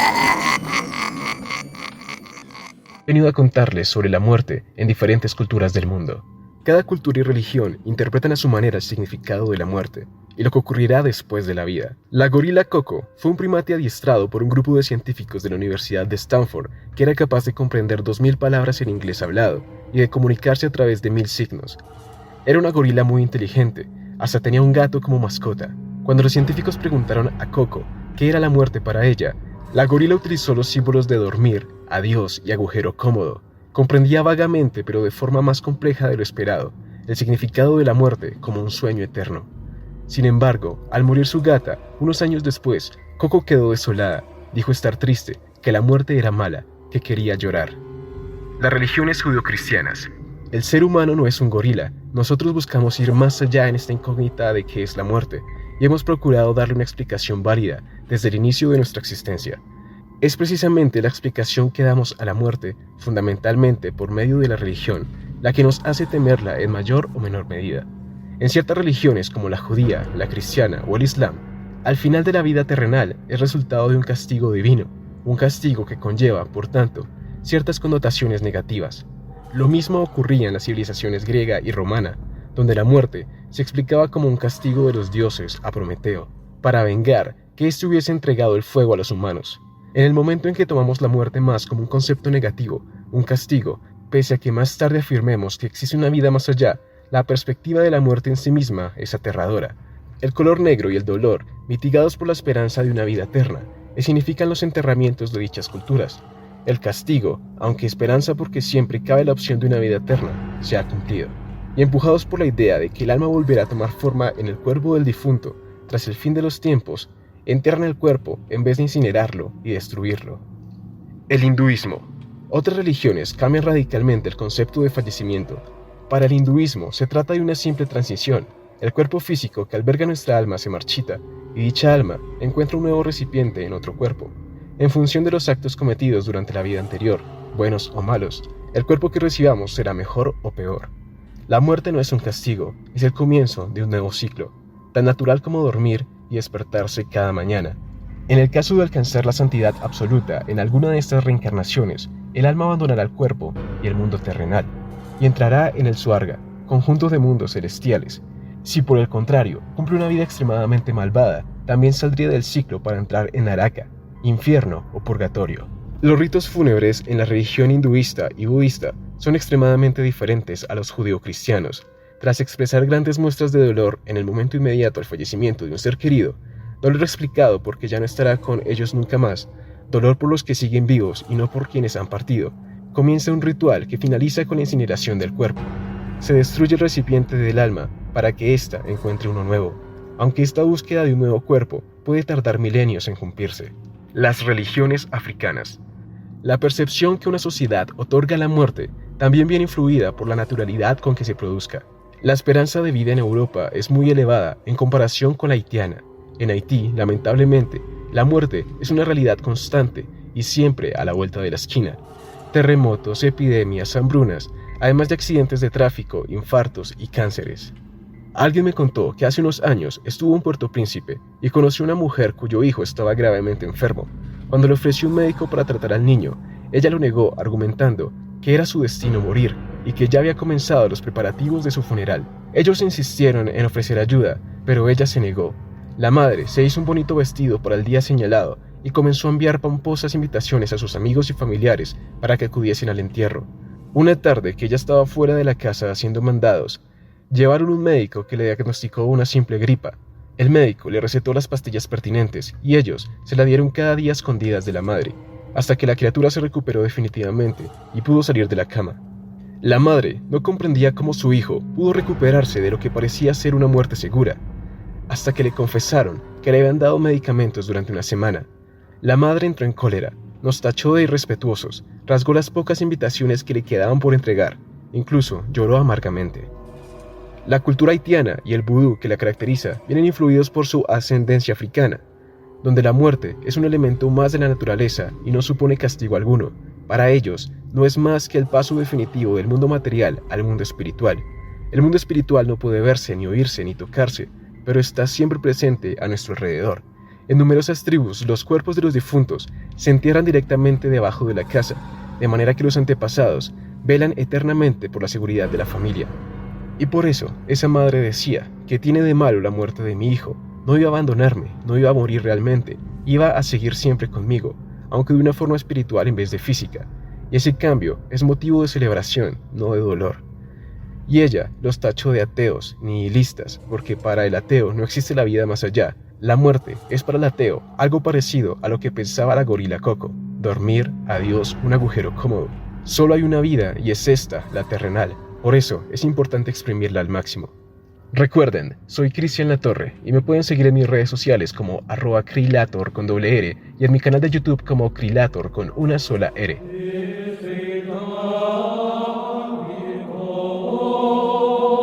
Los estigmas están dentro de la caja de Pandora. En los 40.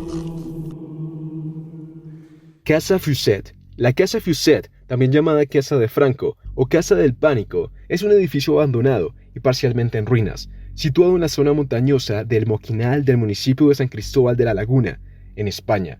El inmueble es conocido principalmente porque, según la creencia popular, en él se alojó el dictador Francisco Franco, y por ser usada como refugio por el asesino y criminal Dámaso Rodríguez Martín. Popularmente se cree que esta casa fue visitada por Francisco Franco durante la estancia de este y su familia en Tenerife, e incluso que el dictador vivió allí. Si bien nada de esto es cierto, debido entre otras cosas a que la casa fue construida en la década posterior a la estancia de Franco en la isla, lo que sí es cierto es que Lorenzo Martínez Fuset entabló amistad con la familia Franco durante su estancia en Tenerife, y de hecho a Fuset le sería recomendada la custodia y protección de la mujer del dictador, Carmen Polo, y su hija mientras Franco iniciaba su subvención en la península.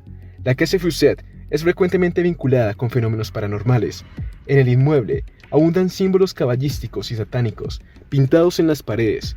Los partidarios de lo paranormal aseguran que en la casa se realizan rituales satánicos, que se oyen disparos en la noche y que se obtienen psicofonías en ella. La Casa Fuset fue protagonista de uno de los episodios del programa televisivo español Cuarto Milenio y del radiofónico Milenio 3.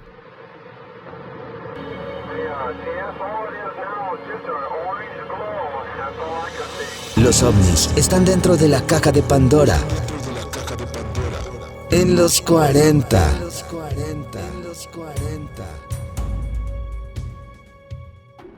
Ahora quédate en silencio.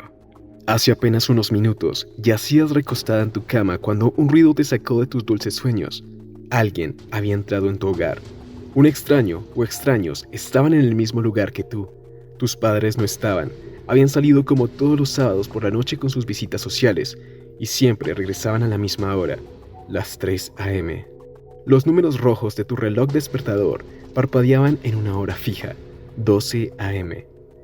Ahora estabas ahí, en un rincón de tu armario, temblando del miedo, abrazando tus rodillas, esperando que quienes quiera que fuesen los extraños se fueran sin encontrarte. Oías claramente las voces. Ellos susurraban entre sí. Buscaban algo que claramente no estaba en la planta baja. Las pisadas resonaban en los escalones de madera, y el chirrido del penúltimo escalón, ese que tú conocías bien, resonó en tus oídos estridentemente. Uno de ellos ya había subido. Un segundo rechillido te dejó todavía más alerta. Eran 2 extraños y estaban muy cerca. Adivinaste que irían primero a la alcoba de tus padres. Te encogiste aún más y un pequeño sollozo escapó de tu garganta. Ahora no, te decías con desesperación. Ahora quédate en silencio. Te ordenabas a ti misma mientras mordías tu mano y las lágrimas la humedecían. El pomo dorado de la puerta de tu habitación comenzó a girar. Te encogiste aún más, abrazando con fuerza tus rodillas, hundiendo el rostro en ellas tratando de escapar de la situación, aun cuando era imposible. ¿Qué pretendían esos tipos? ¿Por qué estaban ahí? ¿Querían hacerte daño? ¿Por qué a ti? Los latidos de tu corazón resonaban en tu cabeza. Un calor quemante en el pecho comenzó a extenderse desde tu estómago. Era muy doloroso, pero lo soportaste para no gritar. El aliento te faltaba y la boca se te secó. Apretando la mandíbula, sentiste una punzada muy aguda, mientras te repetías a ti misma una y otra vez: quédate en silencio. La negrura envolvió tu conciencia mientras un último suspiro salió de tus pulmones. El funeral fue 2 días después. Tus padres te encontraron en tu armario de cuclillas y totalmente rígida. La autopsia reveló que sufriste de un infarto por terror extremo. Esa noche, tus padres habían regresado a la misma hora. Había fallado el suministro de energía, pero tu padre logró resolverlo. Subieron a verte mientras susurraban entre ellos para no despertarte, pero ya habías muerto. Tu deseo se cumplió. Ahora siempre te quedarás en silencio. Una vez que nos escuches, no volverás a ser el mismo. Esto es una advertencia. Exploremos historias de fantasmas que acechaban en las sombras, avistamientos inexplicables en los cielos, encuentros con lo paranormal y mucho más. En la caja de Pandora de los 40.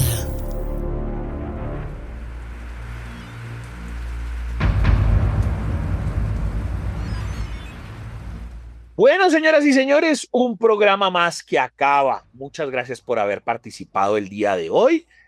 Increíble, hemos llegado a junio, o sea, hijo de pucha, llegamos exactamente a la mitad del año, Toby. Recuerden escribirnos, @el chancho 414, @DJ Toby FM, @los 40 Colombia, número a la caja de Pandora los 40. Obviamente cuando empezamos uno dice, bueno, vamos pasito a pasito, pero ya estar a la mitad exacta de 2026, Toby, que se siente, ¿no? Mirar atrás, ¿qué sentís? Bueno, la verdad es que se siente extraño, Chancho, porque hay unos meses, no sé si es por mi percepción o por el volumen de trabajo que uno puede manejar por ciertas temporadas, pero siente uno que hay unos meses que avanzan muy lento y otros que avanzan demasiado rápido. Ok, sí, puede ser la percepción del tiempo, ¿no? Sí. Bueno, precisamente para cerrar el programa del día de hoy, de pronto tenés alguna percepción del tiempo. Yo sé que cuando uno trabaja en estas cosas, uno como que trabaja y uno dice, uy, pucha, solamente llevo acá 1 hora en la oficina. Y cuando usted abre la ventana ya es de noche y dice, pucha, ¿en qué momento me fue todo el tiempo? Eh, no sé, todavía alguna historia de esas, o por lo menos comparado con la pandemia, ya cuando uno va a la oficina, ¿sentiste esas diferencias? ¿Te pesó o no? Sí, claro, es que de hecho yo siento que uno, entre más está ocupado con temas de trabajo, está más ocupado con cualquier tema, a usted se le va a ir volando el tiempo más rápido, pero cuando usted, digamos, no tiene nada por hacer, está como desocupado, no tiene la mente distraída, siento yo que pasa todo mucho más lento. Y más cuando usted está de afán con algo, usted empieza como que a mirar la hora y usted dice, pero esto no avanza, esto no avanza, esto no avanza. Y cuando menos piensa, pum, a veces sí el tiempo brinca demasiado. Increíble, sí, señor, es una locura lo que pasa cuando uno dice, y me pasaba en la pandemia, pero de pronto como un poquitico al contrario, y es, porque claro, uno de pronto sí trabaja la misma cantidad de horas y por la percepción y todo, pero se supondría que en la casa, que eso fue un efecto pandemia que todos tuvimos, pues estábamos descansando más. Puede que sean los mismos tiempos, no sé qué, pero cuando ya uno dice 1:30 de la mañana, 2 de la mañana, entonces uno dice, pucha, me estoy descarrilando. Piensa uno que está haciendo de pronto las mismas 8 horas, 9 horas, pero realmente no lo está haciendo porque no está tomando como los descansos justos, ¿cierto? O los sueños justos, porque como está en su casa, Sí. usted piensa que está descansando más. Sería algo así, ¿no, Toby? Y realmente usted está trabajando más. Sí, realmente siento yo que eso se presenta más es ya el tema del cansancio mental, porque usted físicamente pues está en su casa, un montón de cosas, pero usted mentalmente tiene un montón de cosas pendientes o que quiere terminar ya o se le puede acumular muchísimo más el trabajo dentro de su misma zona de su casa. Ujú. Sí, Entonces realmente usted no separa una cosa de la otra. tiene usted toda la razón. Ahora ya es diferente en el mundo del oculto, lo paranormal, lo misterioso, que usted esté de pronto en un cruce de una vía, está esperando de pronto el semáforo y usted dice, bueno, el semáforo, ay, ¿cómo se demora el semáforo? Se demora, no sé, 7 minutos o 5, que ya sería estrafalario, pero que cuando usted vuelva a mirar la hora, ya no sean las 12 de la noche, sino las 2 de la mañana. ¿Usted cree que ese tipo de historias han sucedido, Toby? Sí, puede pasar. Portal del tiempo, una cosa así bien rara, ¿no? O dando vueltas por el barrio. O un bucle. Un bucle, exacto, como, yo ya había pasado por acá. La gente cuando se pierde en los bosques, Toby, cuando se los traga la selva, pobrecita la gente, ¿no? Pierde totalmente ubicación y todo, y dice, no, eso yo llevo 1 hora No acá. vamos a hablar de alcaldes, por favor. Y de pronto, 8 horas, 9 horas, 10 horas, y la selva se lo comió. La selva se lo tragó. Todo, y para cerrar, por favor, regálame las redes sociales y hacemos el disclaimer y terminamos el mes de junio en la caja. Bueno, Chancho, pues a usted gracias por acompañarme en este programa, por siempre traer invitados, historias y obviamente pues recordarles que nos pueden escuchar a través de nuestro canal de YouTube como Los 40 Colombia y nos puede seguir a través de @el Chancho 414 y @DJ Toby FM. Gracias por enviarnos sus videos, sus recomendaciones de los temas, que ustedes son parte fundamental y por ustedes es que hacemos este podcast cada 8 días. Recuerden, domingo 9 a 11 y cuando es festivo, los días lunes nos escuchamos también a la misma hora. Señoras y señores, cada cual según sus criterios morales, personales, religiosos, terminará si lo que se dice acá es cierto o no. Nosotros no vendemos verdades absolutas o de plano, pues hacemos un programa de entretenimiento. Y ya si no nos escuchan el en vivo de 9 a 11 es porque de pronto está de día y usted dice, no, solamente escucho a esta gente como podcast, y es absolutamente válido. Recuerde que nunca, pero nunca estamos solos. Y si puede, solo si puede, que tenga dulces sueños. Nos reencontraremos para una próxima apertura de la caja de Pandora de los 40. Chao, chao.